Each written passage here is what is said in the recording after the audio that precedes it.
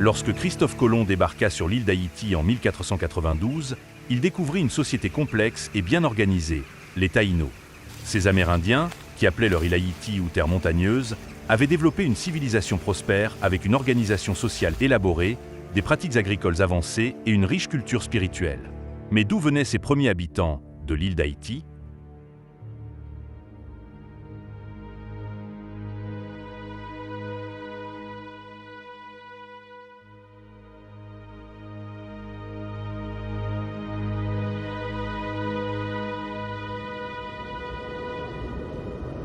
Les premières preuves de présence humaine dans les Amériques remontent à au moins 15 000 ans, lors de la dernière période glaciaire. La théorie est que les gens ont traversé un pont terrestre entre la Sibérie et l'Alaska, connu sous le nom de Béringie, qui a été exposé en raison de la baisse du niveau de la mer. Ce pont terrestre reliait l'Asie et l'Amérique du Nord, permettant aux premiers humains de migrer de l'Asie vers les Amériques. Des découvertes archéologiques récentes, telles que les anciennes empreintes de pas, trouvées sur la côte pacifique du Canada en 2018, suggèrent que les humains sont peut-être arrivés dans les Amériques plus tôt qu'on ne le pensait auparavant, peut-être jusqu'à 15 000 ans ou même plus tôt. Cependant, d'autres recherches et analyses sont nécessaires pour confirmer ces résultats et pour mieux comprendre l'histoire complexe et dynamique de la migration et de l'établissement humain dans les Amériques.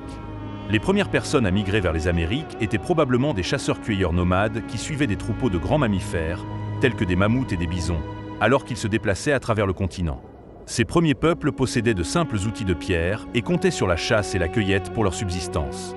L'île d'Hispaniola, qui est maintenant divisée entre Haïti et la République dominicaine, a d'abord été peuplée par des peuples autochtones connus sous le nom de Taïnos. Le moment exact de l'arrivée des Taïnos sur l'île est incertain, mais on pense qu'il s'est produit il y a environ 5000 ans sur la base de preuves archéologiques. Des preuves linguistiques suggèrent que le peuple taïno pourrait provenir des peuples de langue arawak de la région du fleuve Orénoque en Amérique du Sud. Certains chercheurs pensent que la langue taïno a évolué à partir d'une langue arawak antérieure parlée dans la région. Des preuves archéologiques soutiennent également la théorie selon laquelle le peuple taïno a migré d'Amérique du Sud vers les îles des Caraïbes. Les fouilles de sites archéologiques sur les îles ont révélé des similitudes dans les styles de poterie, les pratiques agricoles et d'autres éléments culturels entre les peuples taïno et arawak d'Amérique du Sud. On pense que les taïnos se sont progressivement installés sur les îles d'Haïti, de Porto Rico, de la Jamaïque et d'autres îles voisines. Certains chercheurs suggèrent que le peuple taïno est peut-être arrivé sur les îles en canoë ou en radeau, tandis que d'autres pensent qu'ils ont peut-être voyagé à pied sur des ponts terrestres qui reliaient autrefois les îles à l'Amérique du Sud. Les taïnos étaient une civilisation complexe et sophistiquée avec une culture et une organisation sociale riche. Leur société était organisée en chefferies, chacune avec son propre chef appelé cacique qui supervisait les affaires politiques, économiques et sociales de leur communauté. Les chefferies étaient organisées de manière hiérarchique, chaque chefferie ayant un chef suprême qui supervisait un groupe de chefs subordonnés. L'une des principales caractéristiques de la société taïno était son système agricole complexe. Les taïnos d'Haïti et des autres îles des Caraïbes cultivaient diverses plantes, dont le maïs, le manioc, les haricots et les patates douces. Ils pratiquaient également la pêche, la chasse et la cueillette, qui étaient d'importantes sources de nourriture et de ressources. Les taïnos étaient également des artisans qualifiés, produisant une grande variété de produits, notamment de la poterie, des textiles, des sculptures et des bijoux. Ils étaient habiles dans le tissage et la filature, et fabriquaient également des sculptures en bois complexe et des sculptures en pierre. La religion a joué un rôle important dans la société taïno.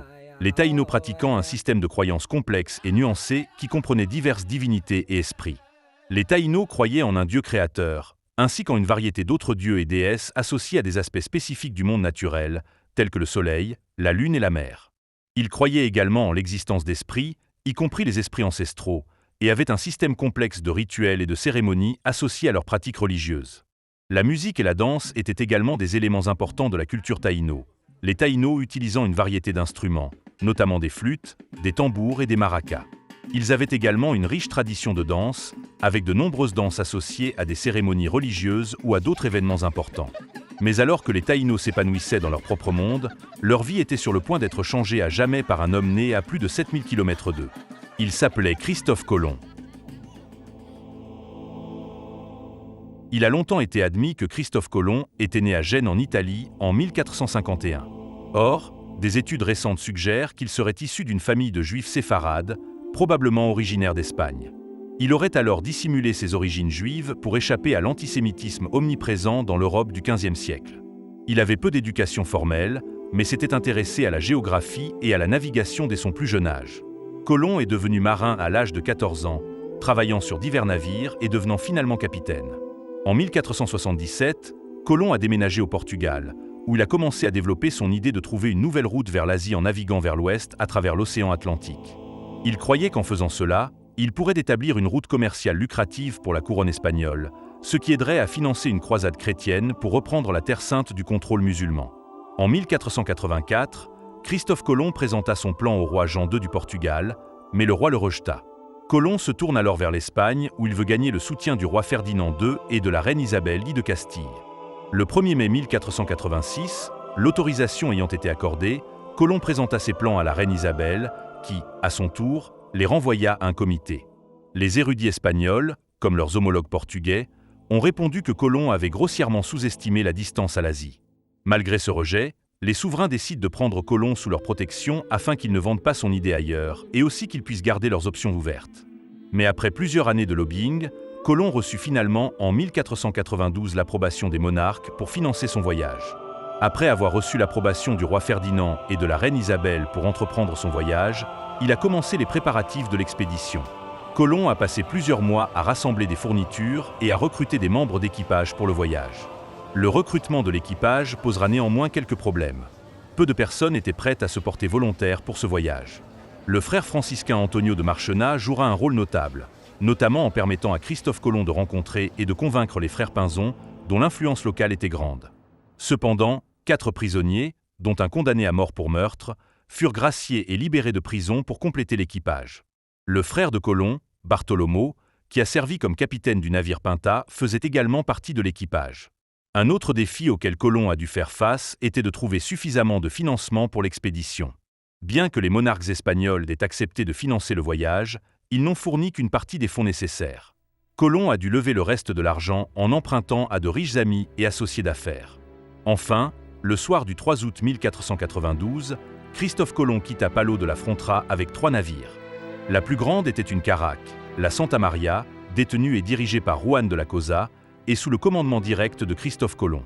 Les 2 autres étaient des caravelles plus petites, la Pinta et la Nina, pilotées par les frères Pinzon. Environ 90 hommes composaient cet équipage. Colomb a d'abord navigué vers les îles Canaries.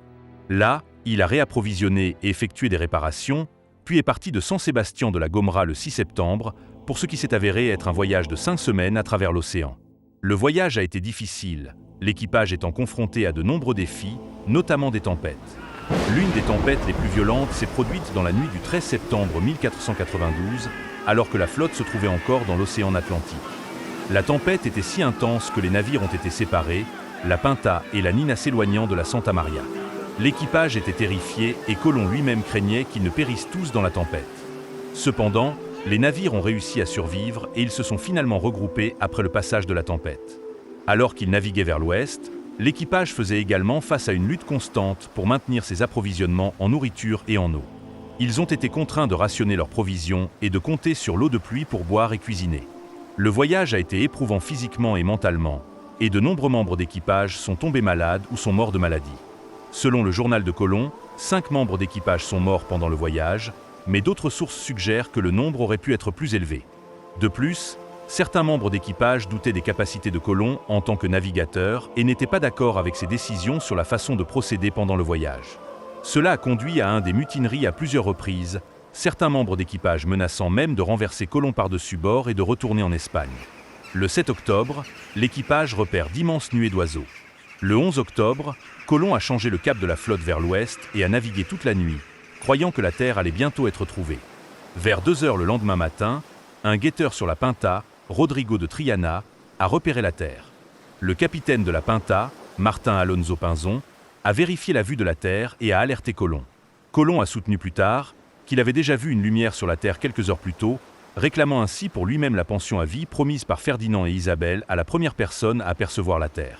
Dans la matinée, Colomb et les frères Pinzon ont pris un bateau et ont atterri sur une petite île, nommée Guanahani par ses habitants taïnos.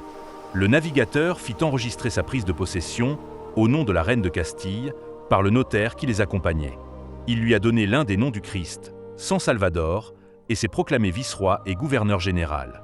Lorsque Colomb et son équipage sont arrivés à Guanahani, ils ont été accueillis par un groupe de taïnos qui sont venus à la plage pour les accueillir. Les taïnos étaient curieux en voyant les nouveaux arrivants et ils ont apporté des cadeaux de nourriture des dos aux marins. Colomb a été frappé par la beauté et la simplicité du mode de vie taïno. Il les a décrits comme pacifiques et généreux, et il a écrit dans son journal qu'il était les meilleures personnes du monde et surtout les plus douces. Colomb a été impressionné par l'agriculture des taïnos, leur habileté à faire de la poterie et leur maison simple mais élégante.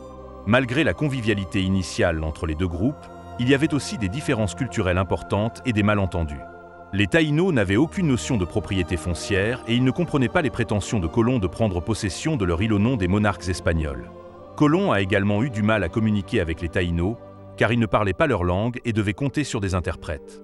Croyant avoir atteint les côtes de l'Inde, Christophe Colomb appela ses indigènes indiens.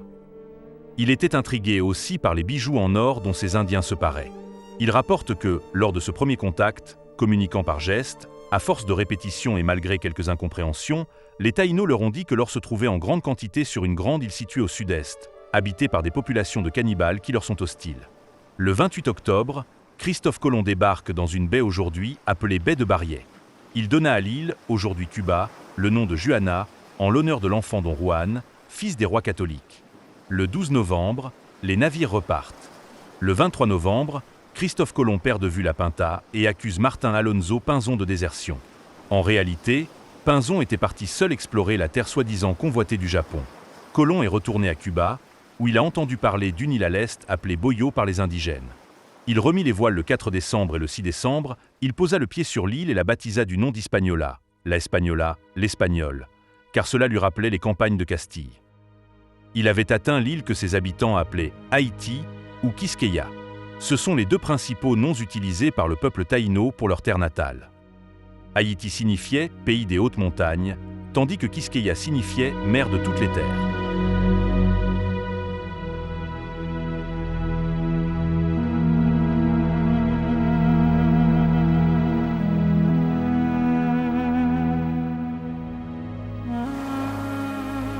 Les Européens ont débarqué sur le site de ce qui est aujourd'hui Môle-Saint-Nicolas, le 6 décembre 1492.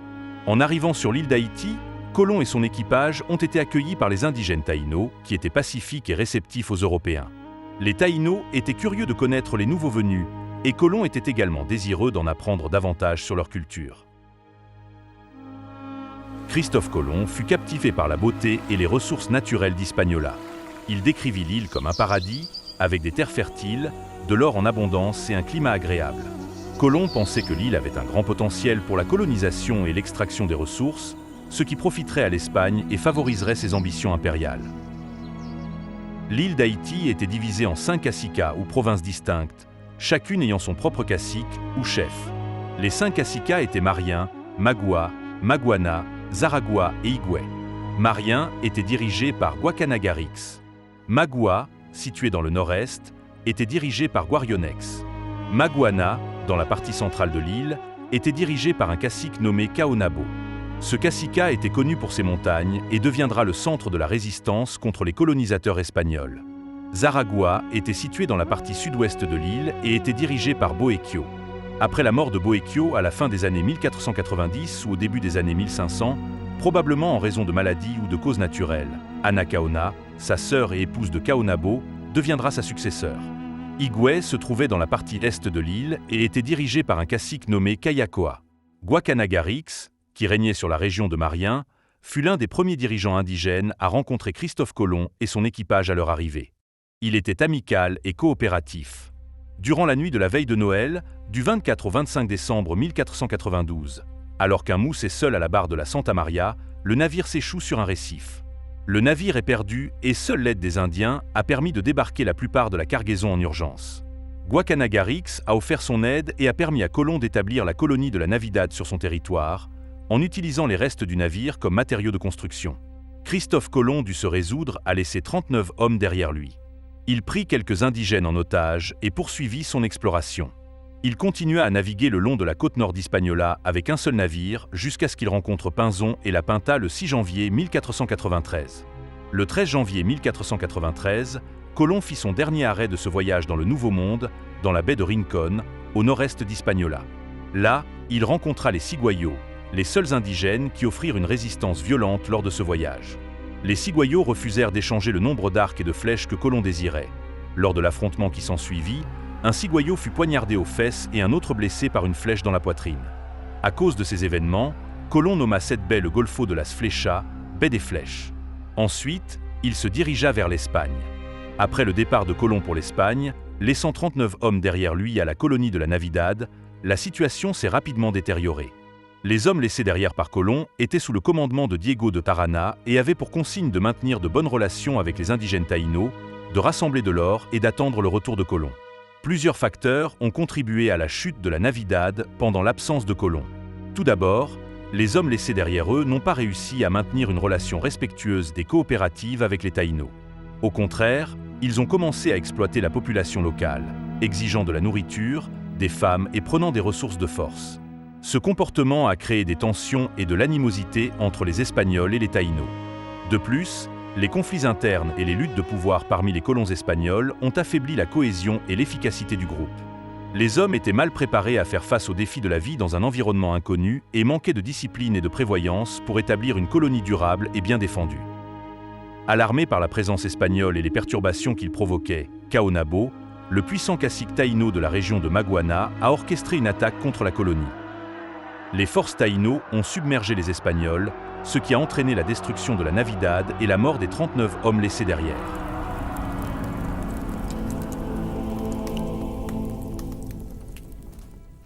Lorsque Colomb est rentré en Espagne en mars 1493 après son premier voyage, il a été accueilli avec beaucoup d'enthousiasme et d'intérêt. Sa découverte du Nouveau Monde était considérée comme un exploit monumental, et il a été célébré en tant qu'explorateur et navigateur accompli. La reine Isabelle et le roi Ferdinand étaient particulièrement satisfaits de ces découvertes, car ils avaient financé son expédition dans l'espoir de trouver de nouvelles routes commerciales et des ressources précieuses. Colomb a présenté aux monarques espagnols quelques-uns des indigènes qu'il avait capturés du Nouveau Monde, ainsi que divers objets exotiques, tels que de l'or, des perroquets et des plantes, y compris du tabac. Ces objets ont encore alimenté l'excitation et la curiosité de la cour espagnole et de la population en général. Le succès du premier voyage de Colomb a encouragé le roi Ferdinand et la reine Isabelle à financer une deuxième expédition pour explorer et coloniser davantage les terres nouvellement découvertes. Les préparatifs pour le deuxième voyage ont commencé peu après le retour de Colomb en Espagne, et cette fois, l'échelle de l'expédition était beaucoup plus grande. Le deuxième voyage visait à établir une présence permanente dans le Nouveau Monde et à tirer parti de la richesse et des ressources potentielles des terres découvertes. La flotte pour le second voyage était composée de 17 navires, comprenant des navires grands et petits, et transportait environ 1200 colons, y compris des soldats, des agriculteurs, des artisans et des prêtres. Les colons étaient équipés de diverses fournitures, outils, bétail, des graines nécessaires pour établir une colonie autonome. La deuxième expédition avait également un programme d'exploration plus ambitieux, visant à découvrir de nouvelles îles et territoires dans les Caraïbes et au-delà. Lorsque Colomb est revenu à Hispaniola lors de ce second voyage en novembre 1493, il a découvert le sort funeste des 39 hommes qu'il avait laissés à la Navidad. L'établissement avait été détruit et tous les hommes avaient été tués. Colomb a appris du peuple taïno, y compris le cacique Guacanagarix, que les colons espagnols s'étaient mal comportés, maltraitant les locaux et s'emparant des ressources. Ce comportement avait conduit à des tensions et, finalement, à l'attaque de la Navidad par les forces du cacique Caonabo, se rendant compte qu'il devait établir un nouveau peuplement à un autre endroit. Colomb décida de se déplacer vers l'est le long de la côte nord d'Hispaniola. Le 2 janvier 1494, il fonda l'établissement permanent La Isabela dans l'actuelle République dominicaine. La Isabela a été nommée en l'honneur de la reine Isabelle d'Espagne et devait servir de principal établissement espagnol dans le Nouveau Monde. La Isabela a été confrontée à de nombreux défis dès le départ. L'emplacement n'était pas idéal, car il manquait d'un port approprié, de terres fertiles et d'un accès facile à l'eau douce. Les colons ont rencontré des difficultés pour cultiver des plantes, entraînant des pénuries de nourriture et la malnutrition. De plus, les maladies apportées par les Européens ont commencé à se propager parmi la population taïno. Malgré ces défis, Colomb a continué à explorer les régions environnantes et à chercher des sources de richesse, en particulier l'or. Alors que la situation à la Isabela se détériorait, les conflits entre les Espagnols et le peuple taïno s'intensifiaient. À mesure que les colonisateurs espagnols commençaient à établir une présence plus permanente sur Hispaniola, ils cherchaient à exploiter le travail et les ressources du peuple taïno indigène pour promouvoir leurs objectifs économiques et politiques. Les colonisateurs espagnols visaient à extraire de l'or, établir des plantations et développer des réseaux commerciaux, considérant le peuple taïno comme une main-d'œuvre à soumettre et à contrôler. Cela a conduit à la mise en place de systèmes de travail forcés, tels que l'encomienda, qui permettaient aux Espagnols de contrôler et d'exploiter le travail des taïnos à leur profit. Les conditions difficiles, les mauvais traitements et la perte d'autonomie subie par le peuple taïno sous la domination espagnole ont conduit à un mécontentement croissant et à une résistance au sein de leur communauté. Ce mécontentement a donné naissance à des leaders comme Caonabo et Ana Caona, qui sont devenus des figures importantes de la résistance taïno contre la colonisation espagnole. De 1494 à 1496, alors que les Espagnols étendaient leur présence sur Hispaniola, Caonabo continuait de mener des raids et des assauts contre eux. Il ciblait les établissements, les caravanes et les mines espagnoles. Il a joué un rôle crucial dans la mobilisation d'autres caciques taïnos et de leur peuple pour résister à la colonisation espagnole. Ces actions ont inspiré d'autres dirigeants taïnos, tels que Guarionex, à rejoindre la résistance et à défendre leurs terres et leur mode de vie contre les forces espagnoles envahissantes. La résistance farouche de Caonabo contre les Espagnols en faisait une menace importante, et ils étaient impatients de le capturer. En 1496, le conquistador espagnol d'Alonso de Ojeda a conçu un plan pour arrêter Caonabo en utilisant la tromperie. Ojeda s'est approché de Caonabo sous couvert de diplomatie, lui offrant un cadeau de menottes en métal brillant qu'il prétendait être des symboles de royauté et d'amitié. Ignorant leur véritable objectif, Caonabo a laissé Ojeda lui mettre les menottes. Une fois sécurisé, Ojeda a révélé ses véritables intentions et a fait prisonnier Caonabo. Après sa capture, les Espagnols ont décidé d'envoyer Caonabo en Espagne, où il devait être présenté comme un symbole de la conquête et du pouvoir espagnol. Cependant, Caonabo n'est jamais arrivé en Espagne. Il est décédé lors du voyage transatlantique, probablement en raison des conditions difficiles sur le navire ou de la maladie. Les circonstances exactes de sa mort restent incertaines. Au cours de son troisième voyage, Colomb revint à Hispaniola le 19 août 1498 et trouva les colons se rebellant contre son autorité. En octobre 1499, il demanda à la cour d'Espagne d'envoyer un commissaire royal pour l'aider à gouverner. Francisco de Bobadilla fut envoyé pour enquêter sur les accusations de brutalité de Colomb. À son arrivée, Bobadilla reçut immédiatement des plaintes concernant les frères Colomb, se déclara gouverneur et saisit les biens de Colomb. Il rapporta à l'Espagne la gouvernance brutale de Colomb. En octobre 1500, Colomb et son frère Diego furent arrêtés et renvoyés en Espagne, où ils furent emprisonnés pendant 6 semaines avant que le roi Ferdinand n'ordonne leur libération. Les frères Colomb furent finalement convoqués au palais de l'Alhambra, où leur liberté et leur richesse furent restaurées. Cependant, Nicolas de Ovando devait remplacer Bobadilla en 1502 et devenir le nouveau gouverneur d'Hispaniola. Lorsque Nicolas de Ovando fut nommé gouverneur en 1502, il eut pour mission de rétablir l'ordre dans la colonie et de mettre en œuvre le droit espagnol. Son mandat de gouverneur a été marqué par plusieurs changements significatifs. Ovando était connu pour son approche stricte et disciplinée de la gouvernance. Il établit une administration plus structurée qui comprenait la nomination de fonctionnaires, la mise en œuvre du droit espagnol et la mise en place d'un système fiscal plus efficace. Il se concentra sur la consolidation de l'autorité espagnole sur l'île et la réorganisation de son administration pour mieux servir les intérêts de la couronne espagnole. Ovando a fondé plusieurs nouvelles villes et colonies sur Hispaniola, notamment Puerto Plata, Santiago et Concepción de la Vega. Ces colonies ont contribué à l'expansion du contrôle espagnol sur l'île et facilité l'extraction de ses ressources. Il a poursuivi les politiques sévères envers le peuple indigène taïno initiées par Colomb. Le système d'encomienda, introduit par Colomb, a continué à exploiter les taïnos par l'esclavage. Le système d'encomienda accordait aux colons espagnols le droit d'exiger du travail et des tribus des peuples indigènes, entraînant leur mauvais traitement et leur abus généralisé.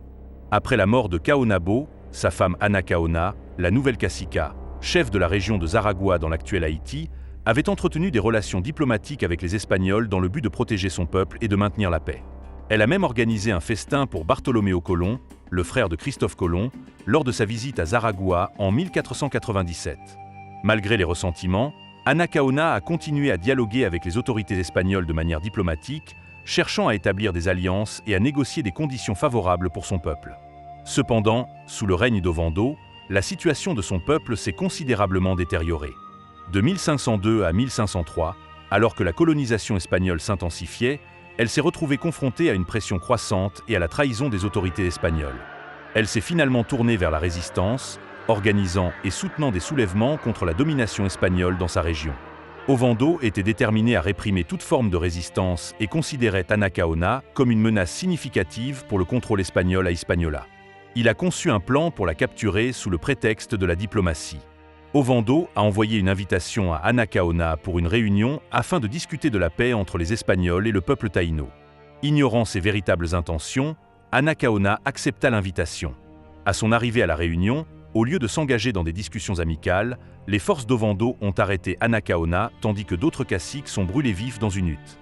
Elle a ensuite été transférée à Santo Domingo et pendue 3 mois plus tard. Guarionex, cacique de Magua, fut également capturé par les Espagnols pendant le gouvernorat d'Ovando en 1502 ou 1503. Après sa capture, Ovando décida de l'exiler en Espagne avec d'autres caciques rebelles. Alors qu'ils étaient transportés en Espagne, le navire transportant Guarionex et les autres dirigeants taïnos fut pris dans un ouragan et coula. Guarionex et les autres prisonniers moururent dans le naufrage. Guacanagarix, cacique de Marien, qui entretenait une relation amicale avec Colomb et les Espagnols, vit son influence décliner à mesure que la présence espagnole à Hispaniola augmentait et que les conflits entre les taïnos et les Espagnols s'intensifiaient. Les circonstances exactes et la date de sa mort restent inconnues. Il existe également peu d'informations sur Cayacoa, le cacique qui dirigeait la région de Higüey lors de l'arrivée de Christophe Colomb en 1492. Mais après son règne, Cotubanama émergea finalement comme un leader important dans la région de Higüey et mena une résistance contre les Espagnols. Mais tout comme les autres dirigeants taïnos, Cotubanama et sa famille furent capturés. Il sera emmené à Santo Domingo et pendu sur l'ordre du gouverneur Nicolas de Ovando en 1504. Le peuple taïno fut soumis à des conditions difficiles sous le système de l'encomienda, au travail forcé et à l'exposition à de nouvelles maladies apportées par les Européens. En conséquence, leur population a considérablement diminué, entraînant une grave pénurie de main-d'œuvre. Les colonisateurs espagnols cherchaient à exploiter les ressources d'Hispaniola, en particulier leur présence dans les rivières et les mines de l'île. Ils avaient besoin d'une main-d'œuvre importante pour extraire ces ressources. De plus, les Espagnols ont introduit des cultures de rente, telles que la canne à sucre, qui nécessitaient un grand nombre de travailleurs pour cultiver, récolter et transformer. La population indigène ne pouvait pas répondre à cette demande en raison de leur nombre en déclin, ce qui a amené les Espagnols à chercher une source de main-d'œuvre alternative. Ils se tournent vers l'Afrique.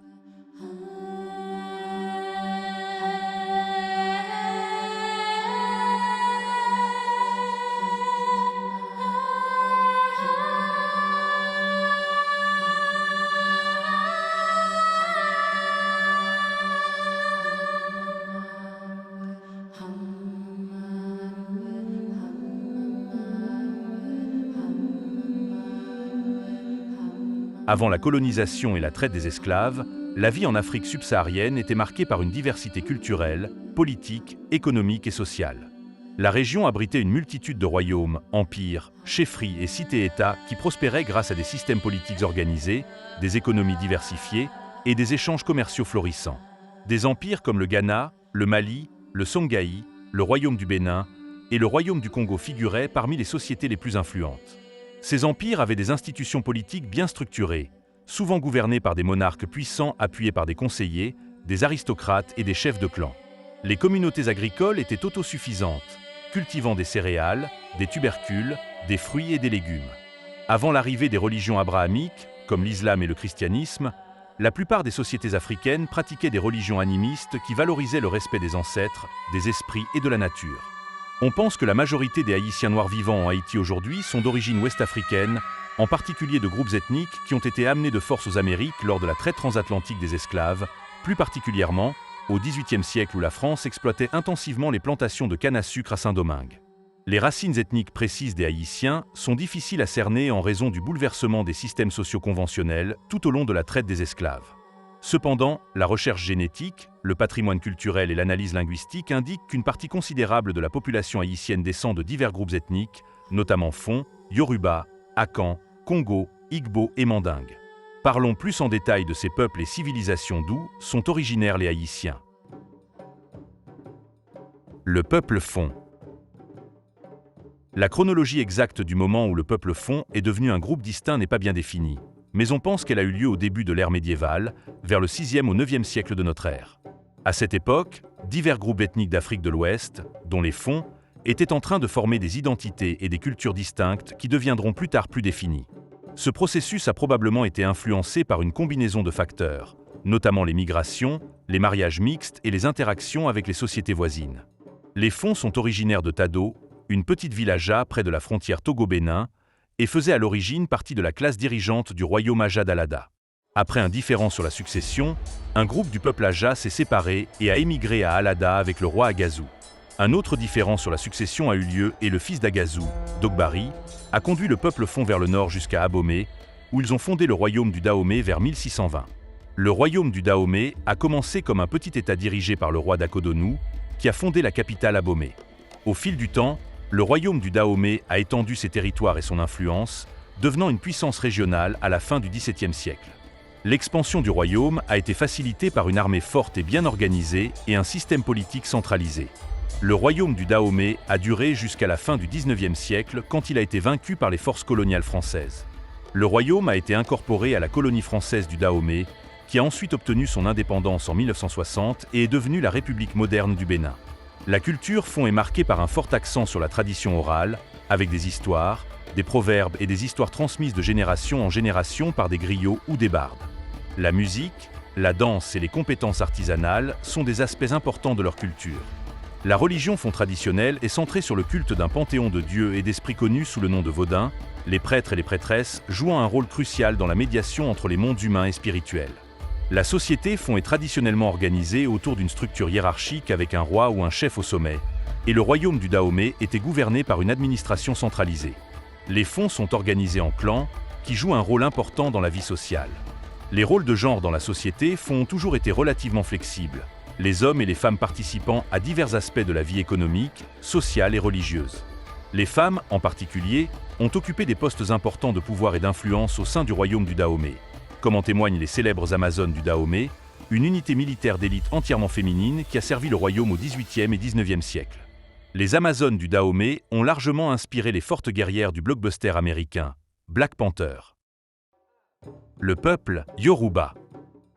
Le peuple Yoruba est l'un des plus grands groupes ethniques d'Afrique de l'Ouest, résidant principalement dans le sud-ouest du Nigeria, ainsi qu'au Bénin et au Togo voisin. Les origines exactes du peuple Yoruba sont encore débattues parmi les historiens et les anthropologues. Selon la mythologie Yoruba, le peuple Yoruba descend d'Oduduwa, le premier roi divin, qui est descendu du ciel et a créé la terre dans la ville sacrée d'Ile-Ife. Alors que le récit mythologique fournit une origine spirituelle au peuple Yoruba, des preuves historiques et linguistiques suggèrent que leurs ancêtres faisaient partie de la famille linguistique plus large du Niger-Congo et ont migré vers leur emplacement actuel depuis l'est ou le nord-est vers le 8e siècle de notre ère. Au fil du temps, le peuple Yoruba a établi de nombreuses cités-États dans la région, telles que Ile-Ife, Oyo, Ishbu et Ekiti.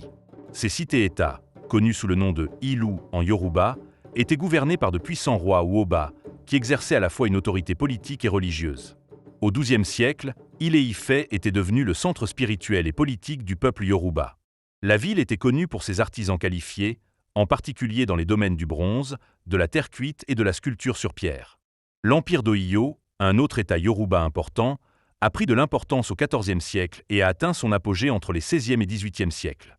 L'empire d'Oyo était un État hautement centralisé et militariste, avec une puissante cavalerie qui lui permettait de dominer une grande partie de la région de Yoruba et au-delà.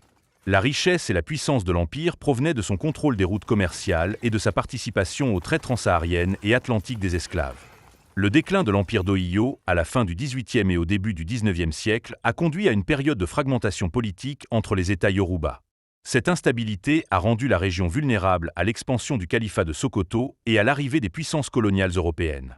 À la fin du XIXe siècle, les États Yoruba avaient été incorporés à la colonie britannique du Nigeria. La culture Yoruba est connue pour ses réalisations artistiques, en particulier dans la sculpture, la poterie, les textiles et le perlage, la musique et la danse jouant un rôle important dans la vie culturelle. La religion Yoruba est un système de croyances complexe centré autour d'un panthéon de divinités connues sous le nom d'Orisha, avec le dieu suprême Olodumare ou Olorun comme créateur de l'univers. La structure sociale Yoruba est organisée autour d'un système hiérarchique qui comprend des Oba et d'autres dirigeants traditionnels, des systèmes de lignage et divers groupes professionnels et sociaux. La société Yoruba est divisée en plusieurs cités-États, chacune avec sa propre histoire, sa structure politique et sa dynastie dirigeante. Le peuple Yoruba a également un système de lignage étendu, avec des familles appartenant à des lignées ou des clans spécifiques basés sur une descendance patrilinéaire. Le peuple Akan. Le peuple Akan est originaire du désert du Sahara et des régions sahéliennes d'Afrique et a migré vers la région forestière vers le XIe siècle. Leur migration a été marquée par une série de colonies et d'adaptations, alors qu'ils se déplaçaient de la Nubie vers Aoukar ou Koumbi Saleh, un centre commercial important. Ils se sont finalement installés dans l'actuelle Côte d'Ivoire avant de déménager à Dorma dans l'actuelle région de Bono au Ghana et ont établi de petites communautés agricoles. Au fil du temps, ces communautés Akan ont grandi en taille et en complexité, formant finalement un certain nombre d'États et de chefferies indépendants. Ces premiers États Akan étaient organisés autour de structures de parenté matrilinéaire, le pouvoir politique et l'héritage passant par la lignée féminine. Ce système matrilinéaire reste aujourd'hui un aspect distinctif de la culture Akan. Le développement le plus significatif de l'histoire du peuple Akan a été l'émergence du puissant empire Ashanti à la fin du XVIIe siècle. L'empire Ashanti, dirigé par l'Azanté aîné, ou roi, a étendu son territoire à travers une série de campagnes militaires, dominant finalement une grande partie du Ghana actuel. La force de l'empire résidait dans son administration centralisée, sa puissante armée et le contrôle des abondantes ressources aurifères de la région. La puissance et la richesse de l'empire Ashanti ont attiré l'attention des commerçants européens et des puissances coloniales, ce qui a entraîné une augmentation des contacts et des échanges avec le monde extérieur. Au XIXe siècle, l'empire Ashanti s'est retrouvé en conflit avec l'empire britannique, ce qui a entraîné une série de guerres anglo-Ashanti. Les Ashanti ont finalement été vaincus et incorporés dans la colonie britannique de la Gold Coast en 1902. La culture Akan est connue pour son talent artistique dans les textiles, l'orfèvrerie et la poterie, le tissu kanté étant l'exemple le plus célèbre de l'art textile Akan. La musique et la danse, comme Adowa et Kété, jouent un rôle important dans la culture Akan. La religion Akan implique le culte d'un dieu suprême, de dieux inférieurs et d'esprits responsables de divers aspects de la vie, les esprits ancestraux jouant un rôle crucial. Les pratiques religieuses traditionnelles Akan impliquent des cérémonies, des offrandes et des rituels pour apaiser les dieux, les esprits et les ancêtres. La société Akan a un système de parenté matrilinéaire, avec un statut social et un héritage tracé à travers la lignée féminine, et est organisée hiérarchiquement, avec différents niveaux d'autorité politique. Les sous-groupes Akan, tels que Azante, Fante et Akuapem, partagent de nombreux traits culturels communs, notamment le système matrilinéaire, les croyances religieuses et les traditions artistiques. Le peuple Congo.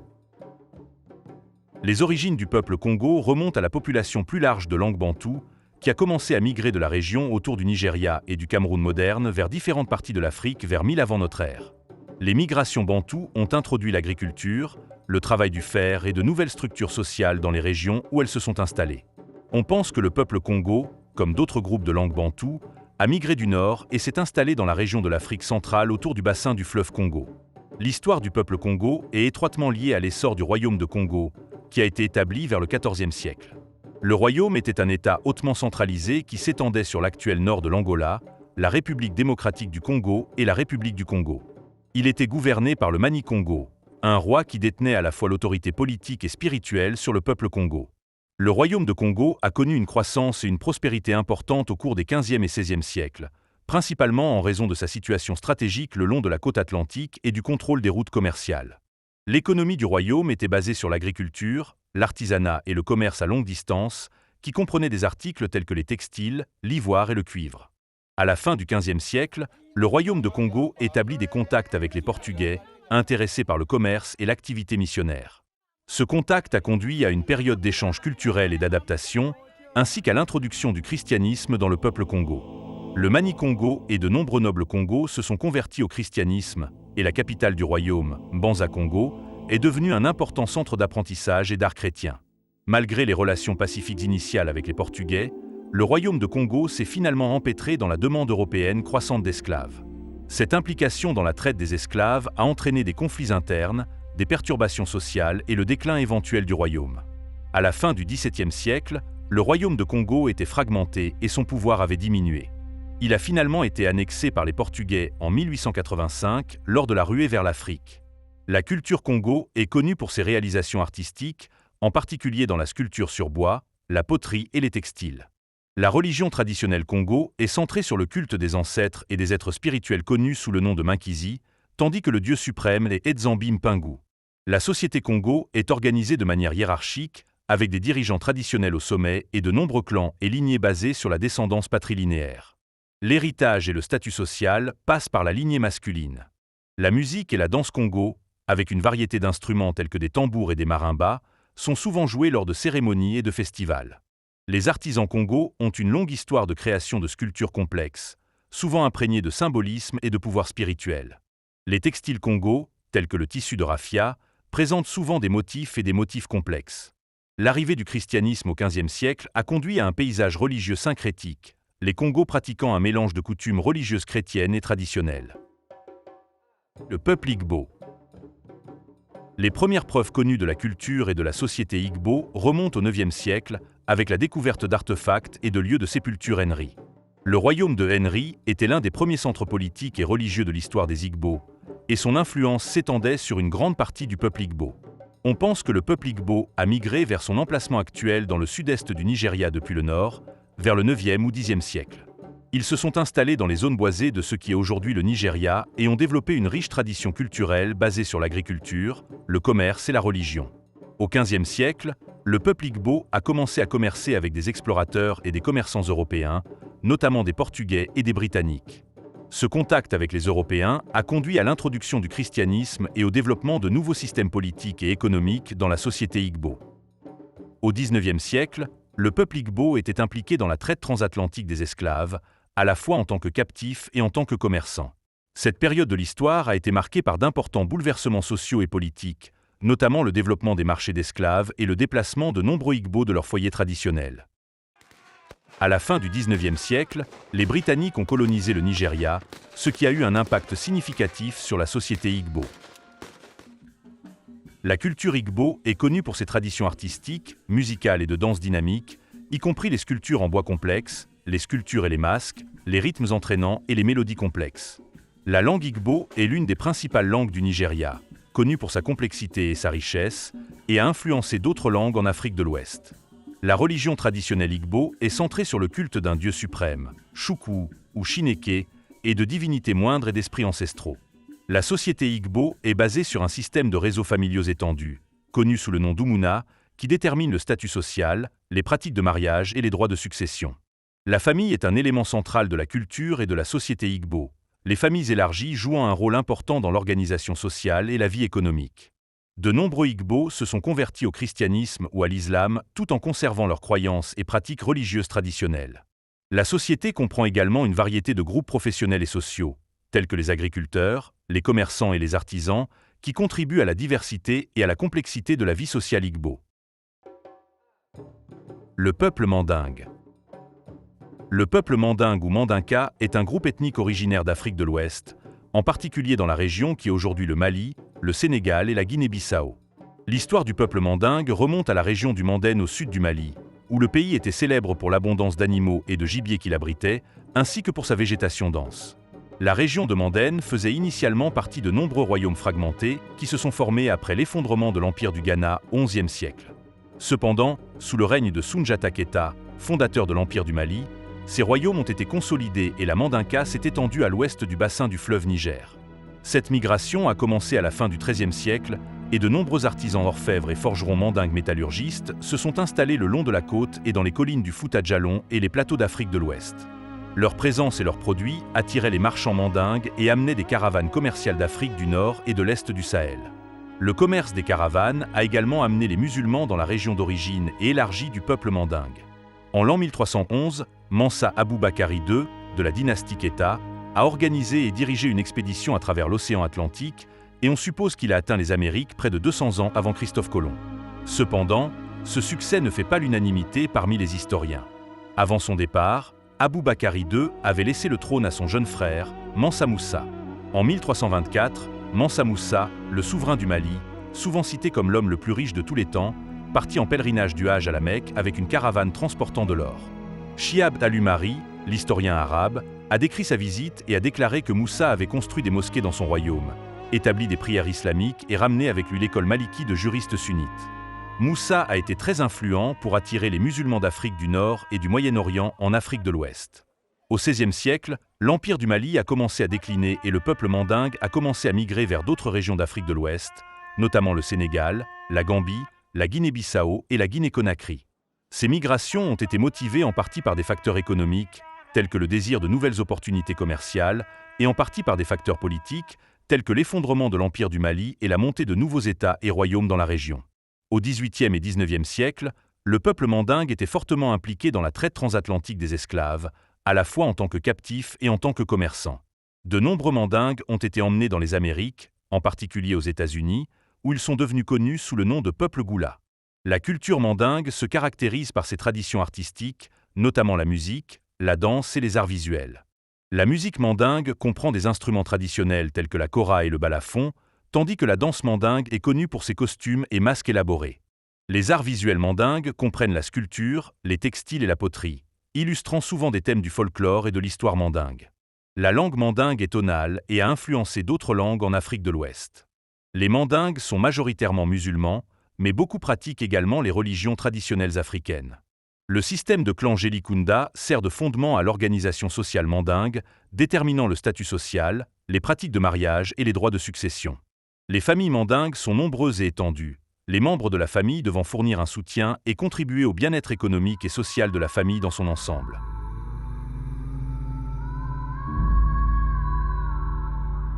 Les Européens ont commencé à avoir des contacts avec l'Afrique au XVe siècle, principalement par l'intermédiaire des Portugais, qui cherchaient une route maritime vers l'Inde et l'Asie.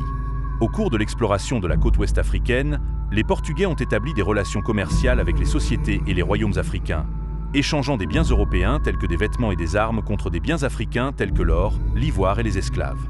Au XVIe siècle, des puissances européennes telles que l'Espagne, la France, la Grande-Bretagne et les Pays-Bas ont établi des postes de traite et des forts le long de la côte ouest africaine, étendant progressivement leur contrôle sur les sociétés et les royaumes africains par la conquête militaire et les alliances politiques.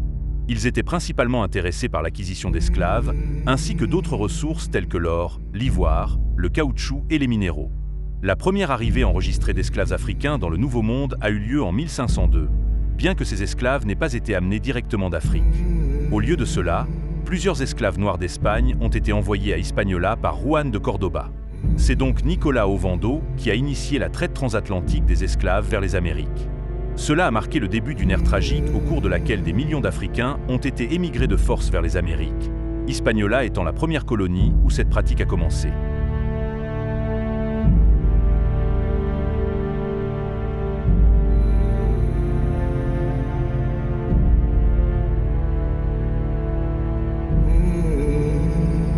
Juan de Cordoba était un marchand espagnol qui a joué un rôle important dans les premières années de la traite transatlantique des esclaves. À la fin du XVe et au début du XVIe siècle, il s'est établi comme un marchand de premier plan à Séville, en Espagne, et s'est impliqué dans le commerce avec les Amériques nouvellement découvertes. Juan de Cordoba a été parmi les premiers marchands à s'engager dans la traite transatlantique des esclaves. En 1502, sous le règne de Nicolas de Ovando, plusieurs de ces esclaves africains furent envoyés à Hispaniola de l'Espagne. Cela a marqué le début de la traite des esclaves africains dans les colonies espagnoles et la première arrivée enregistrée d'esclaves africains en Amérique du Nord. En 1505, Ovando demanda au roi Ferdinand II d'envoyer 17 esclaves dans les mines d'Hispaniola. Cependant, le roi a envoyé 100 esclaves noirs directement d'Espagne au gouverneur, plus qu'on ne lui en demandait. Au cours des 5 années suivantes, Ovando s'est arrangé pour que 250 esclaves supplémentaires soient transportés d'Europe pour travailler dans les mines d'or et de cuivre. Entre 1501 et 1518, la traite transatlantique des esclaves consistait en des esclaves noirs amenés d'Ibérie, car le trafic direct d'esclaves en provenance d'Afrique était initialement interdit en raison de préoccupations concernant l'introduction de pratiques religieuses non chrétiennes dans les populations indigènes. Au cours de ces années, le nombre d'esclaves transportés semble avoir été relativement faible. En 1518, le nouvel empereur d'Espagne Charles V, petit-fils de Ferdinand II et d'Isabelle, a levé la restriction qui exigeait que les esclaves naissent sous la domination chrétienne. Il a émis une charte permettant d'acheter 4000 Africains directement auprès des commerçants portugais des îles du Cap-Vert et de les transporter vers le Nouveau Monde. Les premiers navires négriers connus transportant des captifs directement d'Afrique vers les Amériques partirent des îles du Cap-Vert et de Sao Tomé, atteignant Hispaniola, Porto Rico et Cuba en 1526. Ce fut le début du système Asiento.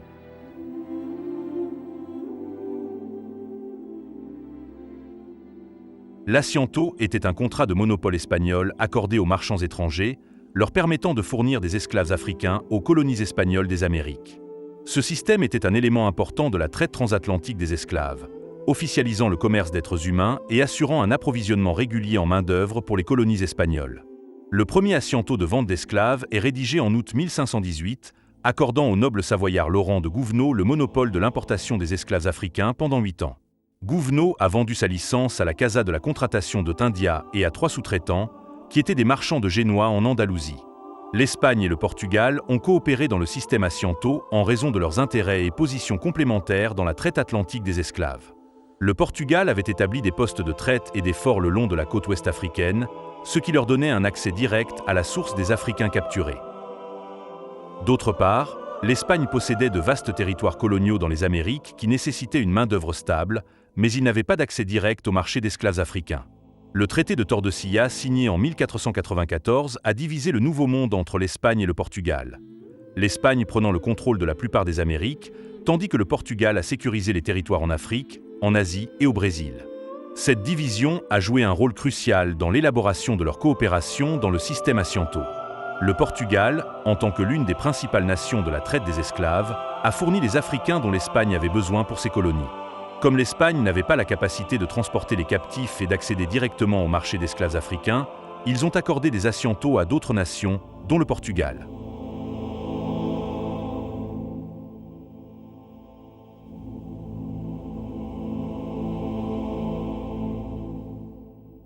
Cette formalisation de l'importation d'Africains a entraîné une augmentation de leur nombre au sein de la colonie, car ils ont été amenés par milliers. Pendant ce temps, la population indigène taïno, initialement estimée entre 100 000 et 300 000 avant l'arrivée de Christophe Colomb, a connu un déclin drastique. La population était estimée à 50 000 en 1518 lorsque Diego Colón, fils de Christophe Colomb et successeur d'Ovando, était gouverneur. Bartolomé de las Casas, moine espagnol, historien et réformateur social, a joué un rôle déterminant dans la défense des droits des peuples autochtones au sein des colonies espagnoles. Malheureusement, son empathie ne s'est pas étendue à la souffrance des Noirs réduits en esclavage. Il a plaidé pour l'utilisation d'esclaves africains comme moyen d'atténuer les difficultés endurées par le peuple taïno. Cependant, les esclaves taïnos et africains ont résisté ensemble aux dures conditions imposées par leurs oppresseurs espagnols. Ils ont organisé des révoltes et des soulèvements contre les colonisateurs, collaborant parfois à leurs efforts pour lutter pour la liberté et résister au régime colonial oppressif. Par exemple, la résistance dans les mines d'or de Cibao en 1509, où il y a eu des soulèvements parmi les Africains et la population taïno. Aussi en 1519, un chef taïno nommé Enriquillo a mené une rébellion à Hispaniola, qui comprenait à la fois des participants taïnos et africains.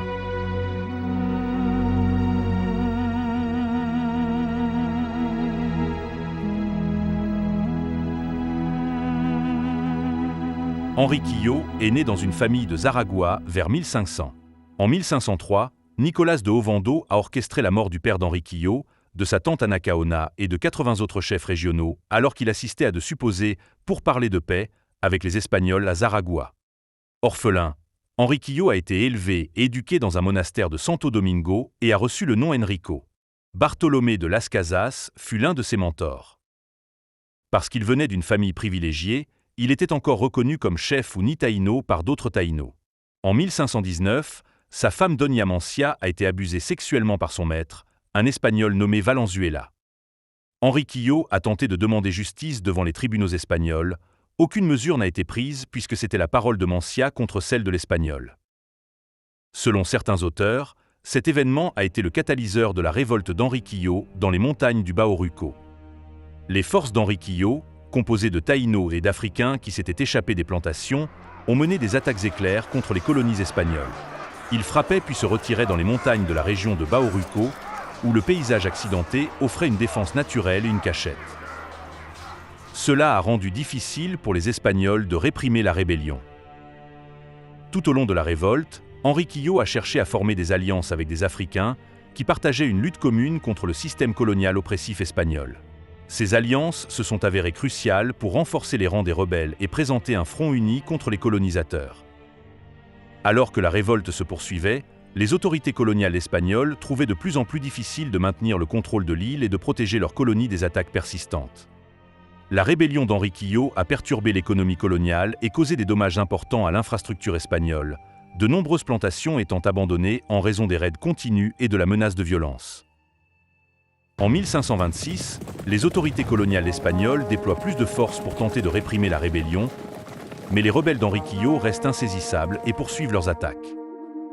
En 1530, alors que la révolte se poursuit et que l'impact économique s'aggrave, les autorités coloniales espagnoles envisagent de négocier avec Enriquillo pour mettre fin au conflit. Mais les tentatives de négociation de paix entre les rebelles et les autorités espagnoles échouent et la révolte continue. En 1533, reconnaissant la menace posée par la révolte en cours, les autorités espagnoles ont finalement décidé d'être plus accommodantes. Francisco de Barrionuevo, qui a été nommé par les autorités coloniales pour négocier avec les rebelles, a concédé un accord de paix à Enriquillo. Ce fut une victoire rare pour un chef indigène au début de la période coloniale, car les Espagnols acceptèrent d'accorder aux rebelles leur liberté et leurs droits fonciers. Enriquillo et ses partisans ont été autorisés à vivre de manière autonome sur leur propre territoire, à l'abri du contrôle colonial. Après 14 ans de rébellion, les partisans d'Enriquillo avaient augmenté en nombre. Cette communauté nouvellement indépendante, composée de plusieurs centaines de personnes, comprenait des femmes, des enfants, des esclaves et des serviteurs indiens et africains en fuite, et même des métis. Enriquillo s'est installé dans la zone qui est aujourd'hui la province de Monte Plata en République dominicaine. Le 27 septembre 1535, il mourut dans la ville de Boya, aujourd'hui connue sous le nom de Sabana Grande de Boya. La rébellion menée par Enriquillo n'a pas été le seul soulèvement auquel les colonisateurs espagnols ont dû faire face. Le 25 décembre 1521, 20 esclaves africains musulmans, à l'aide de machettes, ont attaqué leur maître. Les assaillants ont tué plusieurs Espagnols et libéré un groupe de 12 esclaves taïnos. Ce soulèvement bien planifié et coordonné a commencé sur la plantation de canne à sucre Nueva Isabela, propriété du gouverneur de la colonie, Diego Colón. La tradition orale locale suggère que la révolte a été menée par Maria Olofa et Gonzalo Mandinga, un couple romantique et tous deux musulmans de l'ethnie Wolof d'Afrique de l'Ouest. L'objectif principal de la rébellion était d'éliminer tous les colonisateurs espagnols, d'abolir l'esclavage et de prendre le contrôle de l'île. L'insurrection a eu lieu la nuit le long de la rivière Nigua, à l'ouest de la ville de Santo Domingo, dans l'actuelle province de San Cristobal. Les rebelles ont utilisé toutes les armes disponibles et en ont façonné d'autres à partir de poteaux aiguisés alors qu'ils attaquaient des fermes et des plantations, volant des bijoux et des vêtements tout en exhortant d'autres individus réduits en esclavage à se joindre à leur cause. La milice coloniale, dirigée personnellement par le gouverneur Colón, a écrasé la rébellion. Après cette fin, de sévères punitions ont été infligées à ceux qui y ont participé, y compris l'exécution des dirigeants présumés. Le 6 janvier 1522, le gouverneur Colón a implémenté des lois strictes visant à la fois les Noirs libres et les esclaves pour éviter un autre soulèvement. On pense qu'il s'agit de certaines des premières lois créées pour contrôler les Africains dans le Nouveau Monde. Les lois de 1522 limitaient les mouvements physiques des esclaves, leur interdisaient de porter des armes et d'accéder aux armes, obligeaient les propriétaires d'esclaves à tenir des registres d'esclaves stricts et introduisaient des sanctions sévères sous forme de torture physique et d'exécution. La révolte a également incité l'empereur Charles V à bannir des Amériques les esclaves soupçonnés de penchants islamiques. Il a attribué le soulèvement à leur idéologie radicale plutôt qu'aux dures conditions de l'esclavage. Malgré l'échec de la révolte de 1521, de nombreux Africains refuseront de se soumettre. Ils échapperont à leurs maîtres espagnols et formeront des communautés indépendantes et autonomes appelées palanques ou établissements cimarrons. Ces communautés étaient souvent situées dans des zones reculées et inaccessibles telles que des montagnes ou des forêts denses, qui offraient une protection naturelle contre les forces espagnoles. Les cimarrons, également connus sous le nom de marrons, joignaient parfois leurs forces aux taïnos, créant un front diversifié et unifié contre les colonisateurs espagnols. Le mouvement cimarron s'est renforcé alors que de plus en plus d'esclaves s'échappaient des conditions brutales des plantations et des mines.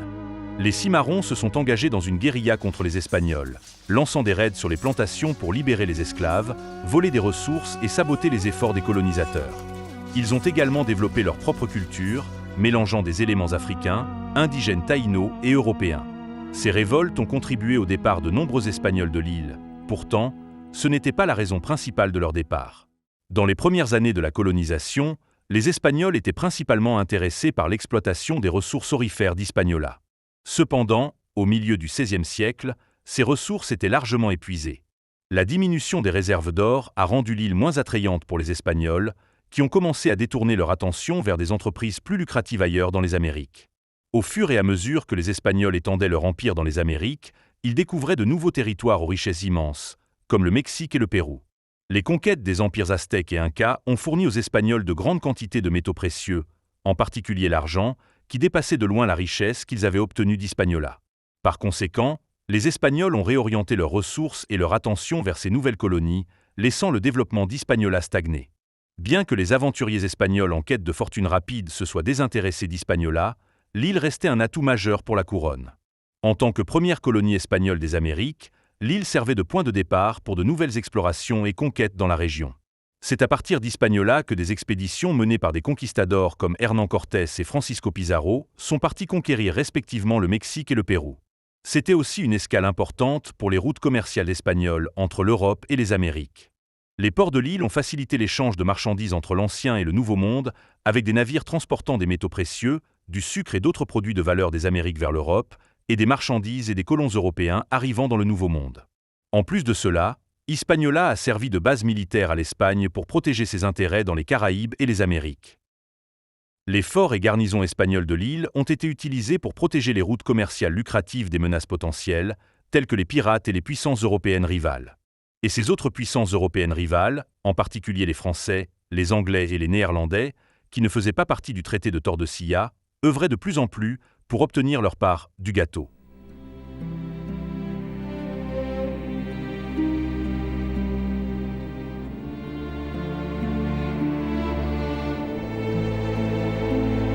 À partir des années 1520, la mer des Caraïbes a vu une augmentation de l'activité des pirates français. Ces pirates, souvent appelés flibustiers, étaient des aventuriers qui se livraient à des actes de piraterie, attaquant des navires et des colonies côtières pour piller et s'enrichir. Le nombre croissant de pirates français dans la région au cours de cette période a eu des implications importantes pour les Caraïbes et pour les puissances européennes impliquées dans la colonisation du Nouveau Monde. Les flibustiers français ont été attirés par les Caraïbes en raison de plusieurs facteurs. Premièrement, la région servait de voie de transit cruciale pour les flottes de trésors espagnols transportant de grandes quantités d'or, d'argent et d'autres biens de valeur vers l'Espagne depuis ses colonies américaines.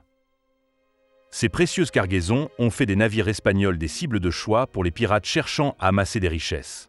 De plus, les Caraïbes offraient de nombreuses baies, criques et îles isolées qui étaient des cachettes naturelles aux pirates pour attendre et lancer des attaques surprises. La géographie des Caraïbes en a fait une base d'opération idéale pour les pirates, leur permettant de frapper rapidement et de disparaître dans l'immensité de la mer. En plus de cela, dans les premiers stades de la colonisation, le Nouveau Monde présentait des opportunités de piraterie en raison d'absence d'autorité et de contrôle. Alors que les puissances européennes établissaient des colonies et des routes commerciales, elles se concentraient principalement sur l'extraction des ressources et l'accumulation de richesses, ne laissant aucune autorité pour faire respecter la loi. Les pirates français, ainsi que leurs homologues d'autres nations européennes, ont développé une méthode particulière de piraterie connue sous le nom de la flibuste. Les flibustiers opéraient principalement à partir de bases telles que la Tortue, Hispaniola et la Jamaïque, où ils ont établi des camps ou des colonies. Ces bases leur fournissaient des provisions, des réparations et un endroit pour partager leur butin.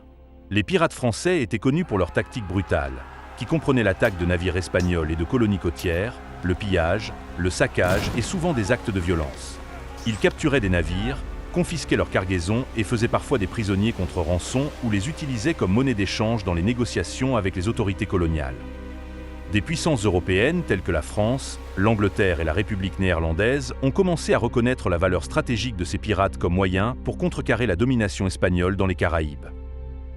Ils accordent des mandats, appelés lettres de course, aux corsaires, leur permettant d'attaquer légalement les navires et les colonies espagnoles. La course fait référence à la pratique des navires privés, connus sous le nom de corsaires, autorisés par un gouvernement à commettre des actes de guerre contre des navires ennemis en temps de conflit. Le concept de corsaire est apparu alors que les puissances européennes cherchaient à établir leur domination dans le Nouveau Monde et à s'engager dans une guerre maritime contre des nations rivales. De 1520 à 1560, les corsaires français étaient seuls dans leur lutte contre la couronne d'Espagne et le vaste commerce de l'Empire espagnol dans le Nouveau Monde, mais ont ensuite été rejoints par les Anglais et les Hollandais. L'un des cas les plus célèbres de corsaires enregistrés dans le Nouveau Monde remonte au XVIe siècle, lorsque des corsaires anglais tels que Sir Francis Drake et Sir John Hawkins se sont livrés à des raids sur des flottes et des colonies espagnoles dans les Caraïbes. Sir Francis Drake, le célèbre corsaire et explorateur anglais, a capturé la ville de Santo Domingo dans l'actuelle République dominicaine en 1586. Cependant, son occupation de la ville a été relativement courte. La flotte de Drake est arrivée à Santo Domingo le 14 janvier 1586. La ville était mal préparée pour un assaut important et les forces de Drake ont rapidement submergé ses défenses. Ils ont capturé la ville, l'ont pillée et ont exigé une rançon des autorités locales. La durée exacte de l'occupation de Santo Domingo par Drake n'est pas documentée avec précision, mais on estime qu'elle a duré environ une semaine ou un peu plus. L'attaque a mis en évidence la vulnérabilité des colonies espagnoles et a démontré la force et l'audace croissante des corsaires européens. En 1605, l'Espagne était exaspérée par les colonies espagnoles de l'île d'Hispaniola qui se livraient à la contrebande avec les Néerlandais et les Anglais avec lesquels il était en guerre. Pour arrêter cela, ils ont déplacé de force les colons plus près de Santo Domingo, entraînant des conséquences désastreuses. Ces actions seront connues sous le nom de « dévastation d'Osorio ». Les troupes espagnoles ont rasé 5 colonies, tandis que certains habitants se sont battus, se sont échappés dans la jungle ou ont cherché refuge auprès des navires hollandais de passage. De nombreux colons sont morts de faim et de maladie, le bétail a été abandonné. De nombreux Africains en esclavage ont en profité pour s'échapper.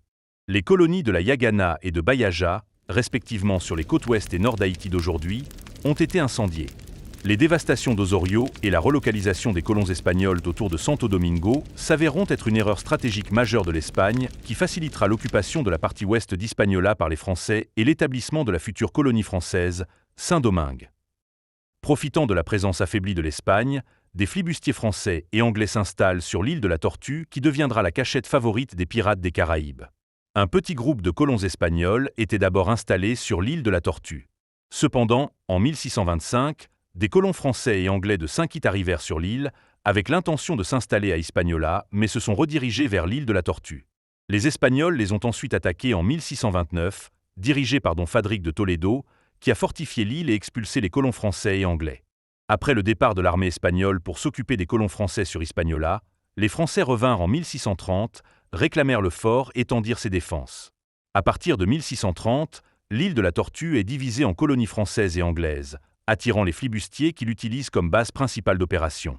En 1635, l'Espagne a repris la Tortue aux Anglais et aux Français pour repartir en raison de son manque perçu d'importance stratégique. Cela a permis le retour des pirates français et anglais.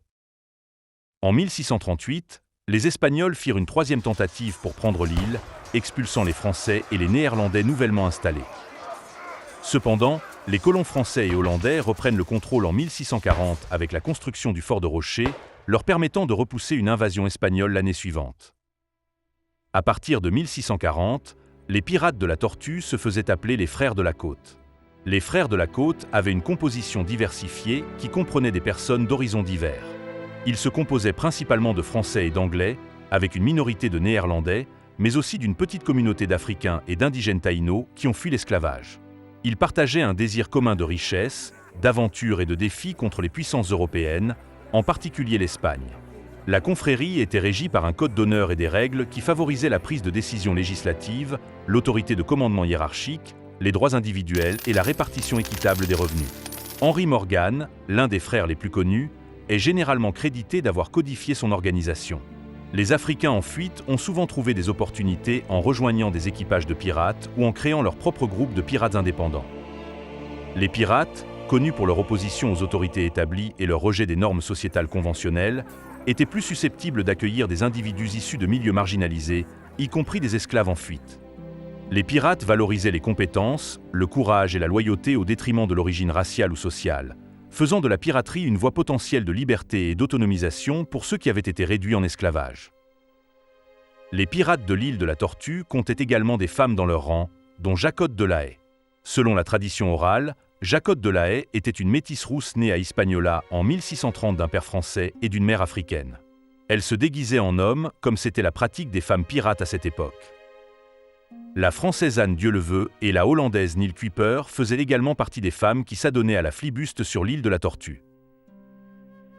Mentionnons aussi que ce sont les boucaniers qui ont d'abord créé la confrérie de la côte, qui a ensuite été rejoint par les flibustiers et les corsaires. Les boucaniers étaient des aventuriers et bûcherons, qui chassaient les bœufs et les porcs sauvages d'Hispaniola pour ensuite boucaner la viande, c'est-à-dire la sécher à la fumée sur le boucan. En plus du commerce de la viande, des peaux de bêtes et du bois, ils s'adonnaient à la contrebande et parfois à la flibuste. On estime que la population de l'île de la Tortue variait de quelques centaines à quelques milliers de personnes. L'île servait principalement de base aux pirates, aux corsaires et aux contrebandiers et n'était pas une colonie permanente. La nature transitoire de la communauté des pirates et les arrivées et départs fréquents des navires ont contribué à une population fluctuante sur l'île. En 1654, les Espagnols capturèrent la Tortue pour la 4e et dernière fois, marquant la fin de l'importance de l'île en tant que paradis des pirates. En 1655, l'île de la Tortue fut réoccupée par des intrus anglais et français dirigés par Elias Watts, qui obtint un mandat du colonel William Brenne, agissant en tant que gouverneur militaire de la Jamaïque. Watts a été le gouverneur de la Tortue. En 1660, un Français du nom de Jérémie Deschamps est nommé gouverneur par l'Angleterre. Mais Deschamps a proclamé allégeance au roi de France, a établi les couleurs françaises et a repoussé avec succès plusieurs tentatives anglaises de récupérer l'île. En 1664, le roi Louis XIV de France a publié une série de décrets royaux visant à placer les boucaniers, les flibustiers et corsaires français sous le contrôle de la couronne. Les décrets visaient à réglementer leurs activités et à en faire une force plus organisée et disciplinée fidèle à la France. Les soldats de l'armée française ont mis le pied pour la première fois sur Hispaniola en 1665. Cette année-là, la France a envoyé une expédition militaire dans les Caraïbes, dirigée par l'amiral Jean-Baptiste Ducasse et le capitaine François Levasseur de Beauplan. Leur mission était d'établir une présence française sur l'île et de contrer l'influence espagnole dans la région.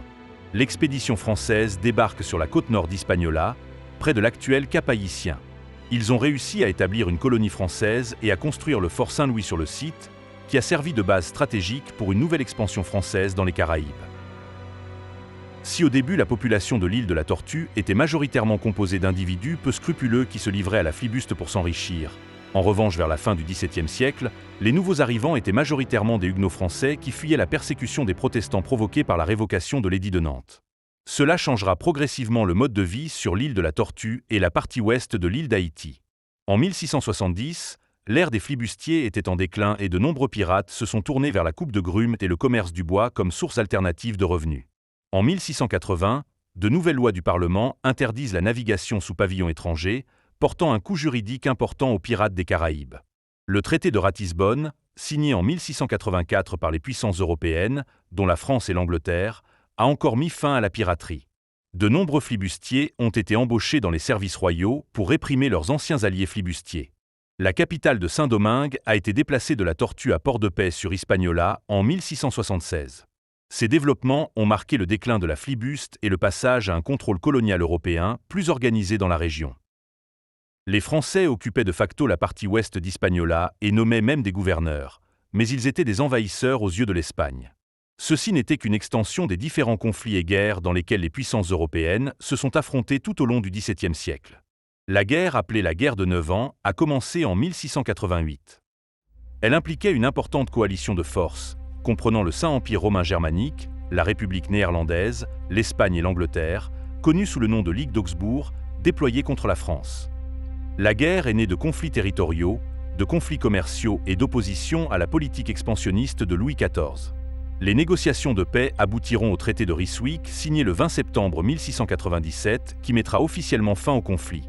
Les dispositions de ce traité étaient complexes et comprenaient des ajustements territoriaux. Hispaniola en faisait partie.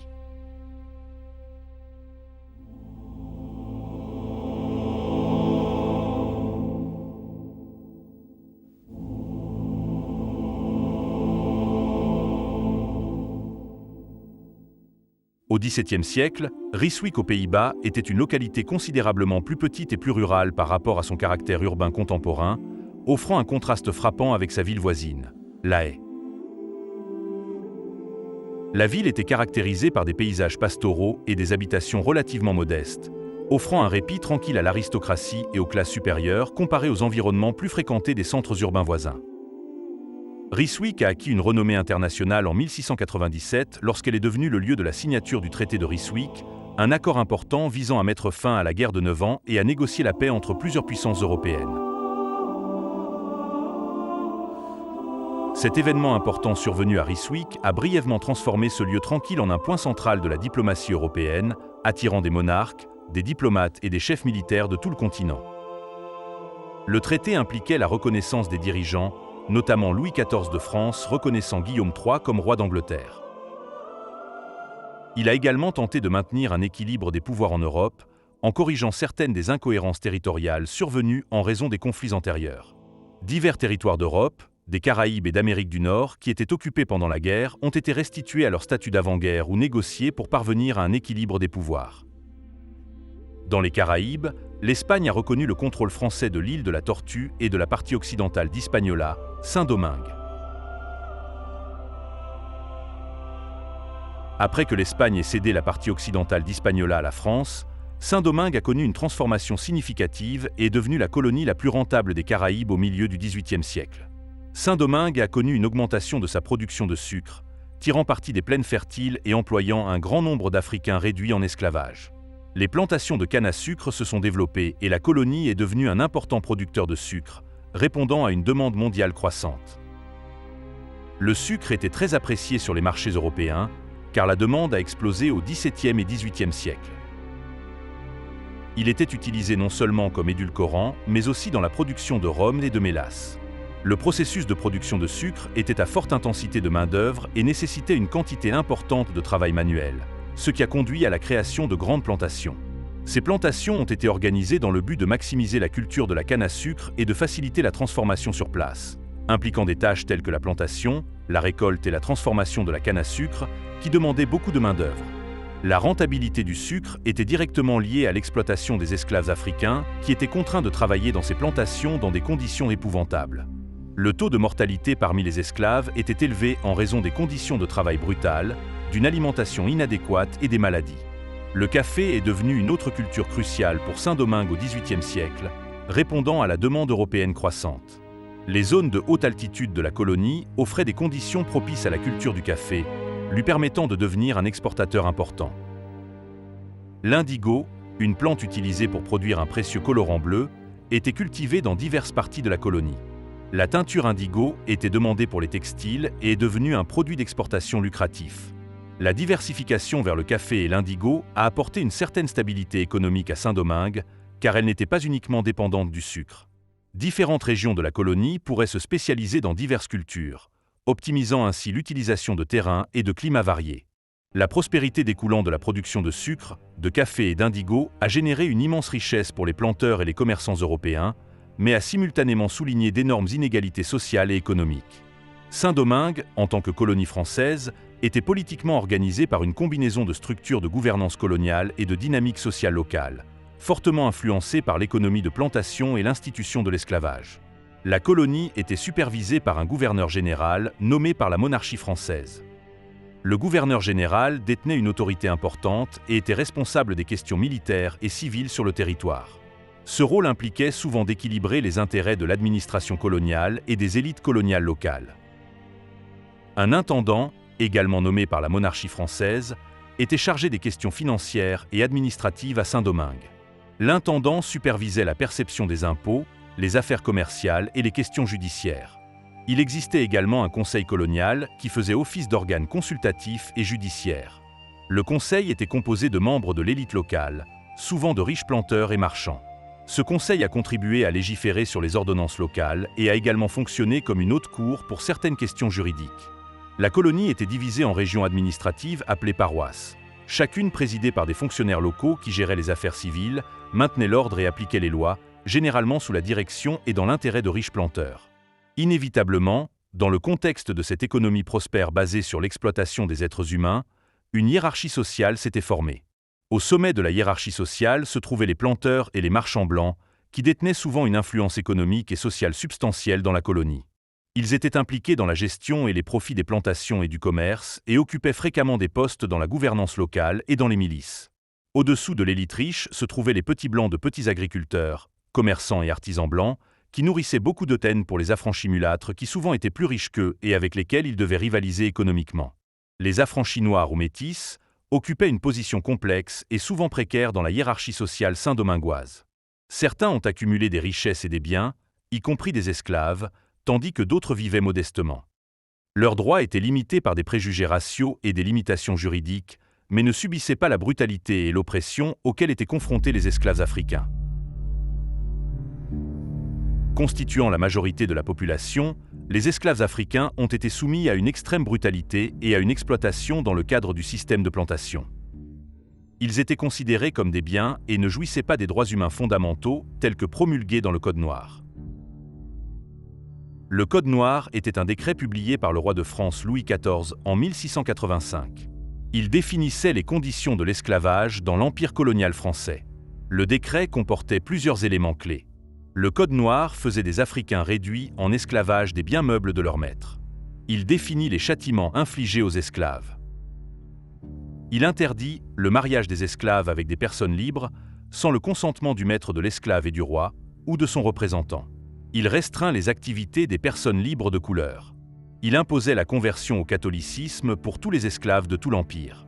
Il a ordonné l'expulsion de tous les Juifs des colonies françaises. Parallèlement, au XVIIIe siècle, le commerce triangulaire atteint son apogée. Le commerce triangulaire était un système commercial multicontinental qui reliait l'Europe, l'Afrique et les Amériques, du XVIe au XIXe siècle. Le système fonctionnait de telle manière que les navires européens transportaient des produits manufacturés vers l'Afrique, où ils étaient échangés contre des esclaves, qui étaient ensuite transportés de force à travers l'Atlantique pour travailler dans les colonies des Amériques. Ces colonies, à leur tour, exportaient des matières premières et des biens, comme le sucre, le tabac et le coton, vers l'Europe. Ce système commercial permettait aux colons de Saint-Domingue de disposer de la main-d'œuvre nécessaire, même si les esclaves mouraient en grand nombre. Il était moins coûteux d'acheter de nouveaux esclaves que d'en prendre soin. Malgré ce système monstrueux érigé contre eux, les Africains de Saint-Domingue étaient loin d'accepter leur sort. Déjà au XVIIe siècle, un esclave africain nommé Padre Jean initia une rébellion. En 1676, Padre Jean s'était libéré en tuant son maître, un Espagnol, et se réfugia sur l'île de la Tortue. Avant même que la présence française à Saint-Domingue ne soit consolidée par le traité de Ryswick et alors que les colons étaient pour la plupart des boucaniers qui commençaient tout juste à planter du café, Padre Jean organisa depuis la Pointe Palmiste, en 1679, avec quelques dizaines d'esclaves en fuite comme lui, la guérilla dans le nord de l'île autour de Port-de-Paix et Port-Margot. Il fut tué avec ses compagnons en 1679 lors d'une bataille contre les flibustiers qui pratiquaient la traite des Noirs. Sa rébellion est souvent citée comme l'un des premiers indices d'une résistance organisée parmi la population asservie de la colonie des Caraïbes françaises. Mais la révolte de Padre Jean ne sera pas la dernière à Saint-Domingue. Au milieu du XVIIIe siècle, un esclave du royaume du Congo mena un soulèvement de grande ampleur qui inquiétait sérieusement la métropole. Il s'appelait François Makanda.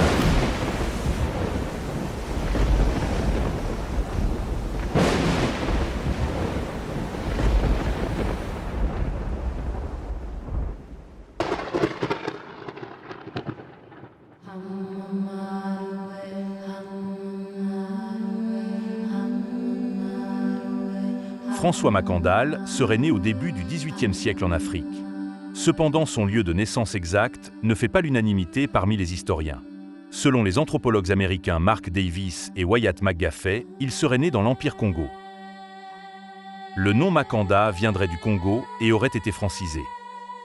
D'autres sources identifient son origine comme étant les montagnes de l'Atlas qui s'étendent sur le Maghreb, mais des chercheurs contemporains comme Sylviane Diouf ont spéculé qu'il pourrait être originaire des nations modernes du Sénégal, du Mali ou de la Guinée.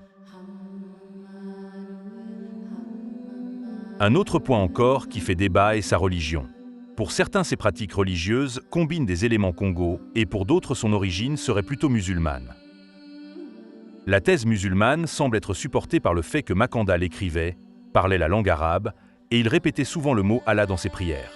Plus tard, lui-même dira lors de son arrestation et interrogation à Saint-Domingue que Allah signifiait Dieu ou le Seigneur Jésus-Christ. Toutefois, Son parcours de révolutionnaire suggère qu'il était bien imbu des pratiques religieuses traditionnelles africaines. Mais était-il un musulman? L'origine congolaise de Makandal est la plus acceptée et la plus vraisemblable. Des données montrent que d'autres esclaves débarqués dans les Caraïbes à cette époque et portant le nom Makanda venaient du territoire du Congo-Angola. D'après l'auteur Rodney Salnave, il est fort possible que Makandal soit un Luba, une ethnie distincte de la République du Congo actuelle. Ceci expliquerait sa connaissance de l'arabe et de l'islam car les Luba ou Baluba fréquentaient les marchands swahili fortement islamisés. Soulignons aussi que les Luba croyaient en un Dieu créateur unique. Donc, il semble que Makandal avait une connaissance de l'islam sans être musulman pratiquant. Makandal buvait beaucoup le tafia alors que la consommation d'alcool est prohibée dans la religion musulmane. L'éducation de Makandal laisse croire qu'il appartenait à une famille africaine d'un rang élevé car il savait lire et écrire, ce qui était très rare parmi les Africains réduits en esclavage. Cela suggérerait qu'on le préparait à occuper une position élevée dans son clan. Il avait du goût pour la musique, la peinture et la sculpture. Très jeune, il avait déjà des connaissances poussées des plantes. Ces connaissances vont lui servir plus tard à être reconnu comme un guérisseur, mais aussi un concocteur de poison. Makandal prisonnier de guerre est vendu et transporté à Saint-Domingue. La date de son arrivée dans la colonie française est incertaine. Il sera acheté et réduit en esclavage sur la propriété de Sébastien François le Normand de Mézy, située à Limbé. C'est sur cette plantation que le prénom François lui a été attribué. Il était non seulement apprécié par son maître grâce à son zèle et son intelligence, mais aussi par ses compagnons esclaves à qui il prodiguait des soins médicaux, ayant une grande connaissance des plantes médicinales. Il participait souvent dans les danses vaudou organisées sur la plantation et était connu comme un grand séducteur parmi les femmes. La question de savoir si la main de Makandal a été coupée est sujette à débat aussi. Selon certaines sources, il aurait perdu une main dans un accident de moulin à sucre, ce qui l'aurait amené à s'échapper et à devenir un leader marron. Cependant, les détails exacts de cet événement ne sont pas clairement établis et varient selon les récits. Certains considèrent cette histoire comme une partie de la légende entourant Makandal. Dans l'arrêt du Conseil du Cap relatif à la condamnation de Makandal le 20 janvier 1758, il est écrit, et je cite, « Pour réparation de quoi il aurait été condamné à faire amende honorable. Nu en chemise, tenant en ses mains une torche de cire ardente. Tenant en ses mains, il est dit. » De plus, dans une lettre écrite du Cap français le 24 juin 1758, décrivant la tentative d'évasion de Makandal, on peut lire « Le bourreau lui-même ne pouvait croire ce qu'il voyait. Il se jeta cependant sur le criminel, auquel on lia les pieds et les mains et on le rejeta dans le brasier. Il n'y a aucune mention d'infirmité de Makandal. Ce qui est sûr, c'est que Makandal, révolté dans son être, n'acceptera pas sa condition d'esclave. Il s'enfuira pour se réfugier dans les montagnes et joindre les bandes de marrons.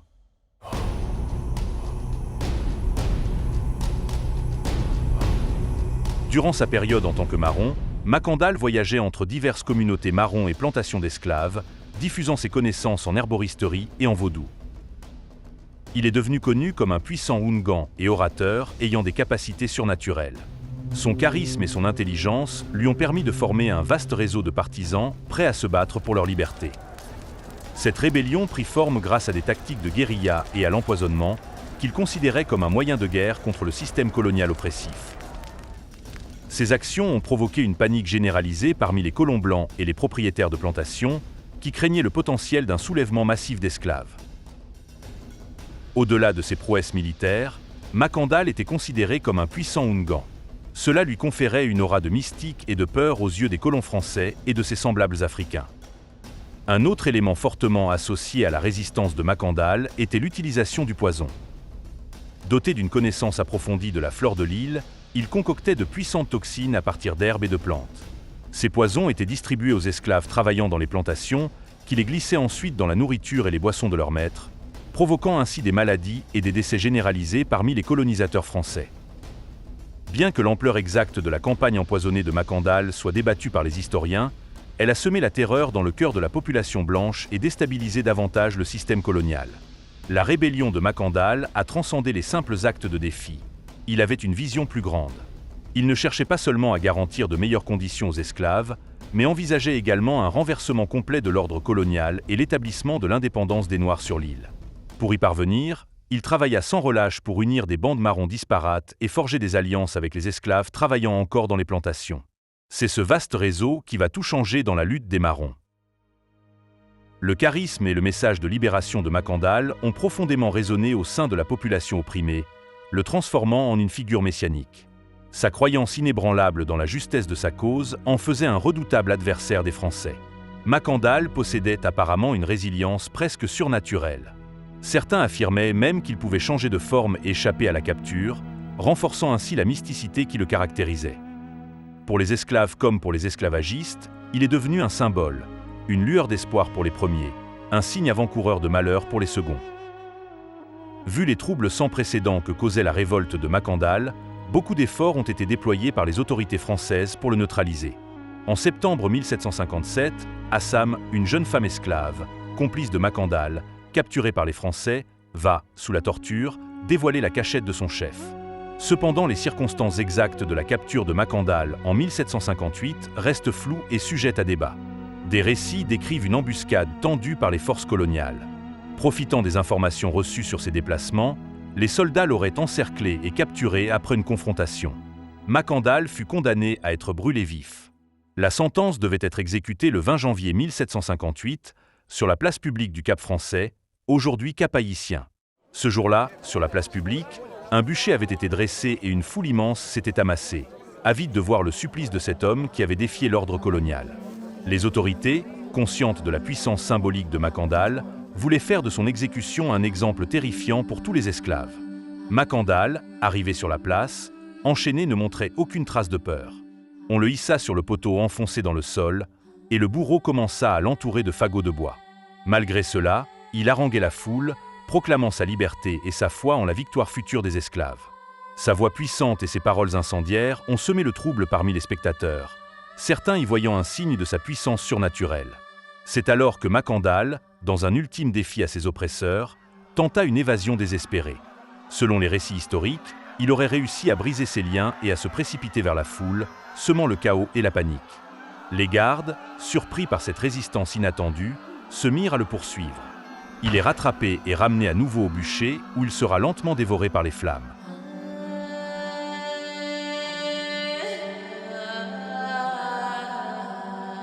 De nombreuses légendes racontent que Macandal n'a pas été réellement brûlé vif et qu'il a réussi à s'échapper du bûcher en se transformant en moustique ou en fumée.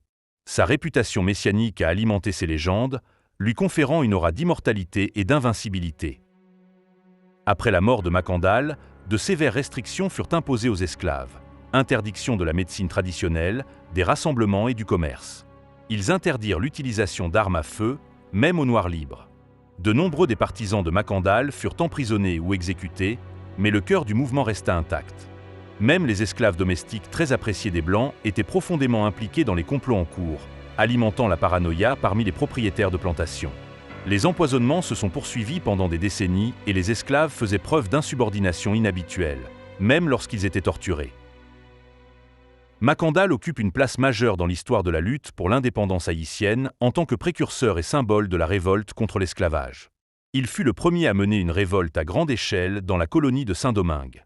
Ce n'est pas un hasard si les révolutionnaires de 1791 choisissent le bois caïman situé sur l'habitation de Lenormand de Mézy où Macandal fut esclave et pratiquait des cérémonies religieuses. Cela montre l'importance que Macandal et son mysticisme avaient à leurs yeux. À cette époque, Macandal était le plus grand des héros des esclaves qui inspiraient leur lutte et leurs aspirations à la liberté. Toussaint Louverture avait 15 ans quand Macandal mourut et Dessalines allait naître 8 mois plus tard. Indéniablement, Macandal était le modèle de la prochaine génération qui allait conduire à l'indépendance. Une indépendance que Macandal fut le premier à invoquer dans la colonie, avant l'indépendance américaine et avant la Révolution française.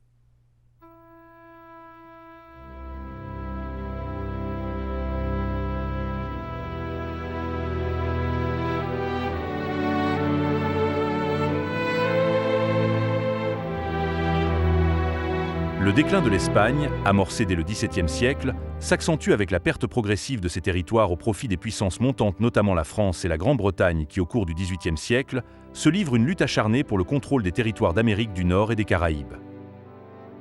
Ces colonies, piliers économiques fondés sur l'agriculture intensive et le commerce, dépendent largement du travail forcé des esclaves africains.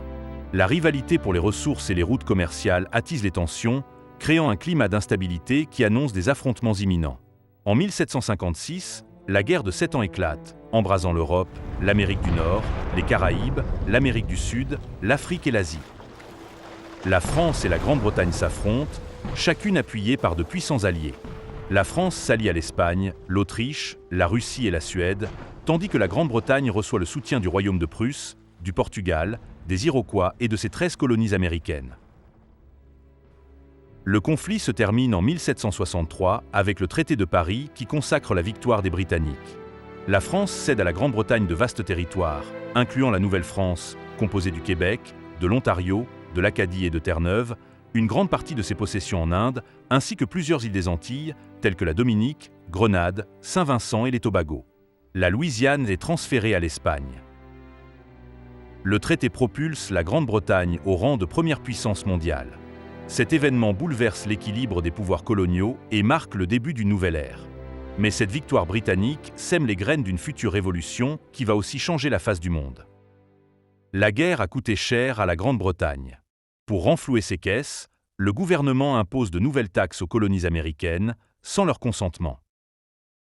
Des taxes sur le papier, le sucre, le thé et d'autres biens essentiels sont instaurées, alimentant un mécontentement croissant parmi les colons américains. Ces lois fiscales injustes et l'absence de représentation politique dans les décisions affectant directement leur vie quotidienne conduisent les colons à remettre en question leur allégeance à la couronne britannique. C'est dans ce contexte de frustration économique et de ressentiment envers un gouvernement perçu comme tyrannique que les idéaux révolutionnaires commencent à germer.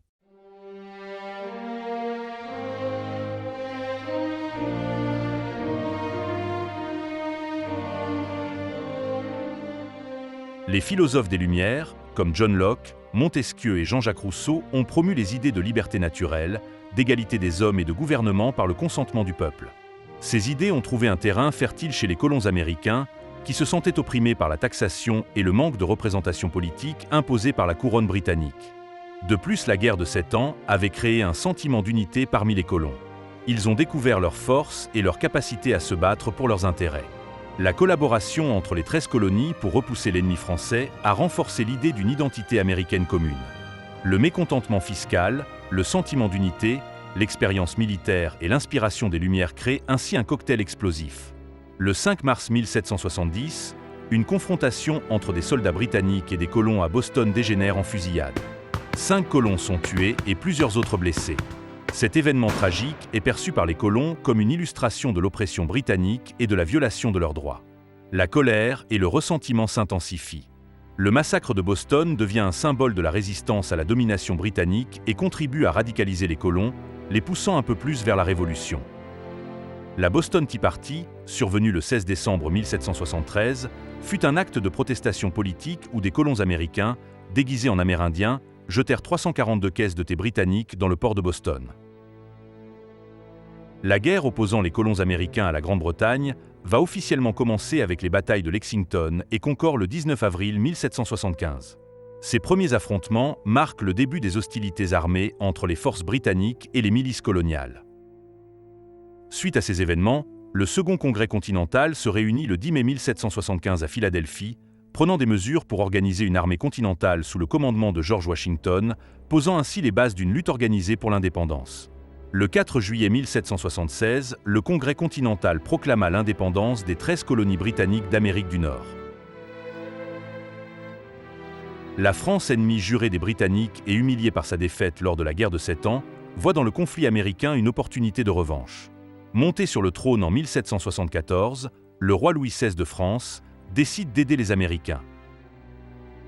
Initialement, le soutien français est secret, consistant, dès 1776, en l'envoi de fournitures militaires, de fonds et de munitions aux rebelles américains via des intermédiaires. La victoire américaine à la bataille de Saratoga en octobre 1777 se révèle être un tournant. Elle convainc la France que les colons américains ont une chance réelle de succès contre les Britanniques. En conséquence, en février 1778, la France signe 2 traités importants avec les Américains. Le traité d'amitié et de commerce, qui reconnaît officiellement l'indépendance des États-Unis, et le traité d'alliance, promettant une aide militaire française aux Américains et établissant une alliance militaire contre la Grande-Bretagne avec des conditions stipulant que la France ne chercherait pas à obtenir de territoires américains. Au-delà de l'aide financière, la France s'engagera militairement en envoyant des soldats au combat aux côtés des Américains. Ces soldats ne viendront pas seulement de la métropole française, mais aussi des colonies. Le siège de Savannah en 1778 sera l'un des moments forts de la guerre où des hommes de couleur venus des colonies antillaises dont Saint-Domingue s'illustreront au combat. Savannah était la capitale de la Géorgie, sous contrôle des troupes britanniques depuis le 29 décembre 1778. Il est devenu un port majeur et un centre économique crucial pour les Britanniques dans le sud des colonies américaines. Sa position lui permettait de servir de base pour les opérations militaires britanniques dans la région et d'assurer le contrôle sur les routes commerciales essentielles.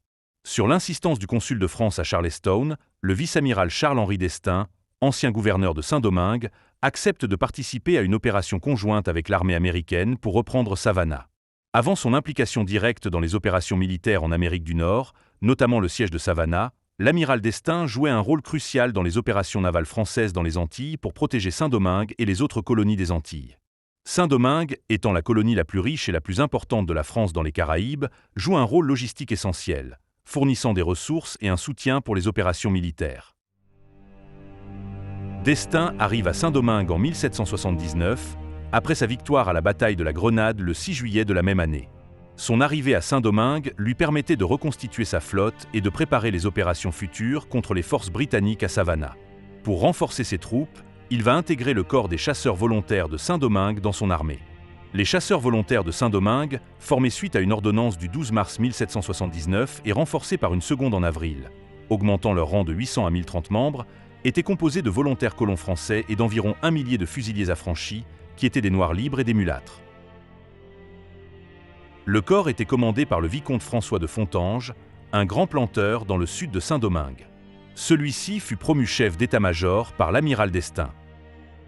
L'armada de d'Estaing quitte le Cap Français le 15 août 1779, renforcée par 1500 soldats dont 800 affranchis de Saint-Domingue, dont les plus illustres sont Jean-Baptiste Chavannes, Jacques Beauvais, Jean-Louis Villatte, Martial Besse, Pierre Faubert, Laurent Féroux, André Rigaud et Henri Christophe, futur roi d'Haïti, âgé seulement de 12 ans enrôlé comme tambour. Soulignons au passage que le rôle des tambours est crucial pour la communication des ordres sur le champ de bataille et pour le maintien du moral et de la cohésion des troupes. Les séquences rythmiques qu'ils jouent peuvent signaler des instructions spécifiques, comme l'avance, la retraite ou le rassemblement des soldats.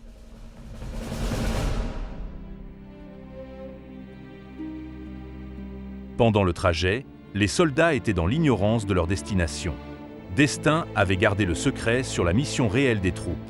Certains pensaient qu'ils allaient attaquer la Jamaïque, tandis que d'autres spéculaient sur une possible destination vers la Nouvelle-Angleterre. Après 3 semaines de navigation, les troupes de l'amiral d'Estaing arrivent en Géorgie le 8 septembre 1779, débarquant devant la ville de Savannah assiégée.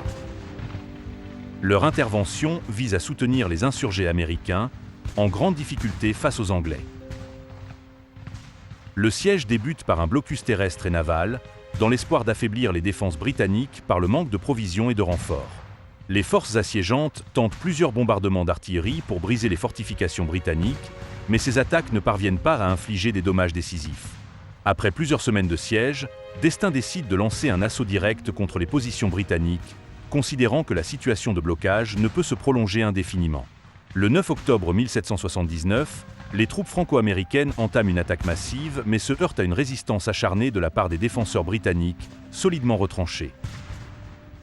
Les chasseurs volontaires de Saint-Domingue, faisant partie des forces d'assaut, se distinguent par leur courage et leur ténacité, luttant vaillamment sur le devant de l'attaque. Malgré leur bravoure, l'assaut se solde par un échec, avec de lourdes pertes pour les assaillants, contraints de battre en retraite face à l'impossibilité de percer les lignes britanniques. Au moment de la retraite, les chasseurs volontaires de Saint-Domingue jouent un rôle crucial en couvrant le mouvement des forces franco-américaines, permettant ainsi une retraite ordonnée et minimisant les pertes supplémentaires. N'était-ce eux, les forces franco-américaines auraient pu être annihilées à Savannah. Au soir du 28 octobre, la flotte française quitte Savannah pour regagner Saint-Domingue, la Guadeloupe et la Martinique. Les alliés franco-américains ont subi de lourdes pertes à Savannah. On dénombra 244 soldats tués, 120 capturés et 584 blessés, parmi lesquels le jeune Henri Christophe. Malgré ce revers, cette expérience de combat s'avéra précieuse pour les futurs révolutionnaires haïtiens, tels que Chavannes, Rigaud et Christophe. Les forces britanniques ne vont quitter Savannah qu'en juillet 1782, marquant la fin de leur occupation de la ville pendant la guerre d'indépendance américaine. Un peu plus d'un an plus tard, soit le 3 septembre 1783, le traité de Paris va mettre fin à la guerre et la couronne britannique reconnaîtra officiellement l'indépendance des Américains. L'effet domino de la guerre de 7 ans était loin de s'arrêter. Une autre révolution qui va changer le monde se germait en Europe, celle du peuple français. Le système de la monarchie absolue sous Louis XVI se trouve profondément discrédité. Les privilèges de l'aristocratie et du clergé, anachroniques dans une société en pleine mutation, cristallisent les frustrations. Le pouvoir centralisé à Versailles apparaît déconnecté des réalités vécues par le tiers-État, qui représente l'immense majorité de la population mais se voit constamment marginalisé. Après la guerre de 7 ans, la France, contrairement à la Grande-Bretagne, avait choisi de ne pas augmenter les taxes mais de recourir à des emprunts pour financer sa dette considérable. La dette nationale de la France, ayant augmenté de 1,36 milliard de livres en 1753 à 2,35 milliards en 1764, s'alourdit davantage en raison de la diminution des revenus après la perte de colonies et de l'engagement financier dans la guerre d'indépendance américaine. Cette situation provoque une montée en flèche des taux d'intérêt, exacerbant les difficultés financières du pays. Face à cette situation critique, le gouvernement est contraint de revoir sa stratégie financière et décide d'augmenter les impôts dans le but de réduire rapidement l'endettement et de renforcer une marine affaiblie. Cette décision, cependant, suscite un mécontentement profond au sein de la population. Les tentatives de réforme fiscale se heurtent à l'intransigeance des élites, tandis que les classes populaires et moyennes, écrasées par les impôts, peinent à survivre. Les mauvaises récoltes de 1788 aggravent encore la situation, plongeant le pays dans une grave crise alimentaire. Sur le plan social, les inégalités criantes et l'injustice deviennent de plus en plus insupportables pour une population qui aspire à plus d'équité. Les idées des Lumières, avec les philosophes Voltaire, Rousseau et Montesquieu, critiquant ouvertement l'absolutisme des prônant les droits de l'homme, la séparation des pouvoirs et la souveraineté du peuple, alimentent le désir de changement. Les pamphlets et les libelles circulent, exacerbant le mécontentement général et appelant à une transformation radicale de la société. Lorsque le roi convoque les États généraux en mai 1789 pour tenter de résoudre la crise financière, il ouvre involontairement la boîte de Pandore. Les débats autour de la représentation et de la répartition des pouvoirs dégénèrent rapidement en une remise en question fondamentale de la monarchie elle-même. Le 14 juillet 1789, Paris est en ébullition. Poussée par le désespoir, une foule hétéroclite, composée de bourgeois, d'artisans et de travailleurs, converge vers la Bastille, exigeant la libération des prisonniers et la remise des munitions et des armes pour se défendre contre les troupes royales. La résistance de la garnison est vaine face à la détermination des assaillants. Après plusieurs heures d'affrontement, la forteresse capitule. Les conséquences de cet événement sont immédiates et profondes. Les fondations de l'ancien régime craquent sous le poids des exigences populaires. Le roi Louis XVI, réalisant l'ampleur de la contestation, rappelle les troupes et reconnaît officiellement la Garde nationale, une force militaire citoyenne. La prise de la Bastille encourage les révolutionnaires dans tout le pays, déclenchant une vague de révoltes qui mèneront à l'abolition des privilèges féodaux le 4 août 1789 et à l'adoption de la Déclaration des droits de l'homme et du citoyen le 26 août, posant les fondements des principes républicains de liberté, d'égalité et de fraternité. Malgré ces idéaux progressistes et humanistes proclamés par la Révolution française, les populations opprimées des colonies françaises des Antilles n'ont pas connu d'amélioration de leur situation. Les révolutionnaires français, malgré leur élan altruiste, n'ont pas tendu la main au départ aux affranchis et aux esclaves de Saint-Domingue. Ces derniers devront mener eux-mêmes leur propre combat pour défendre leur humanité.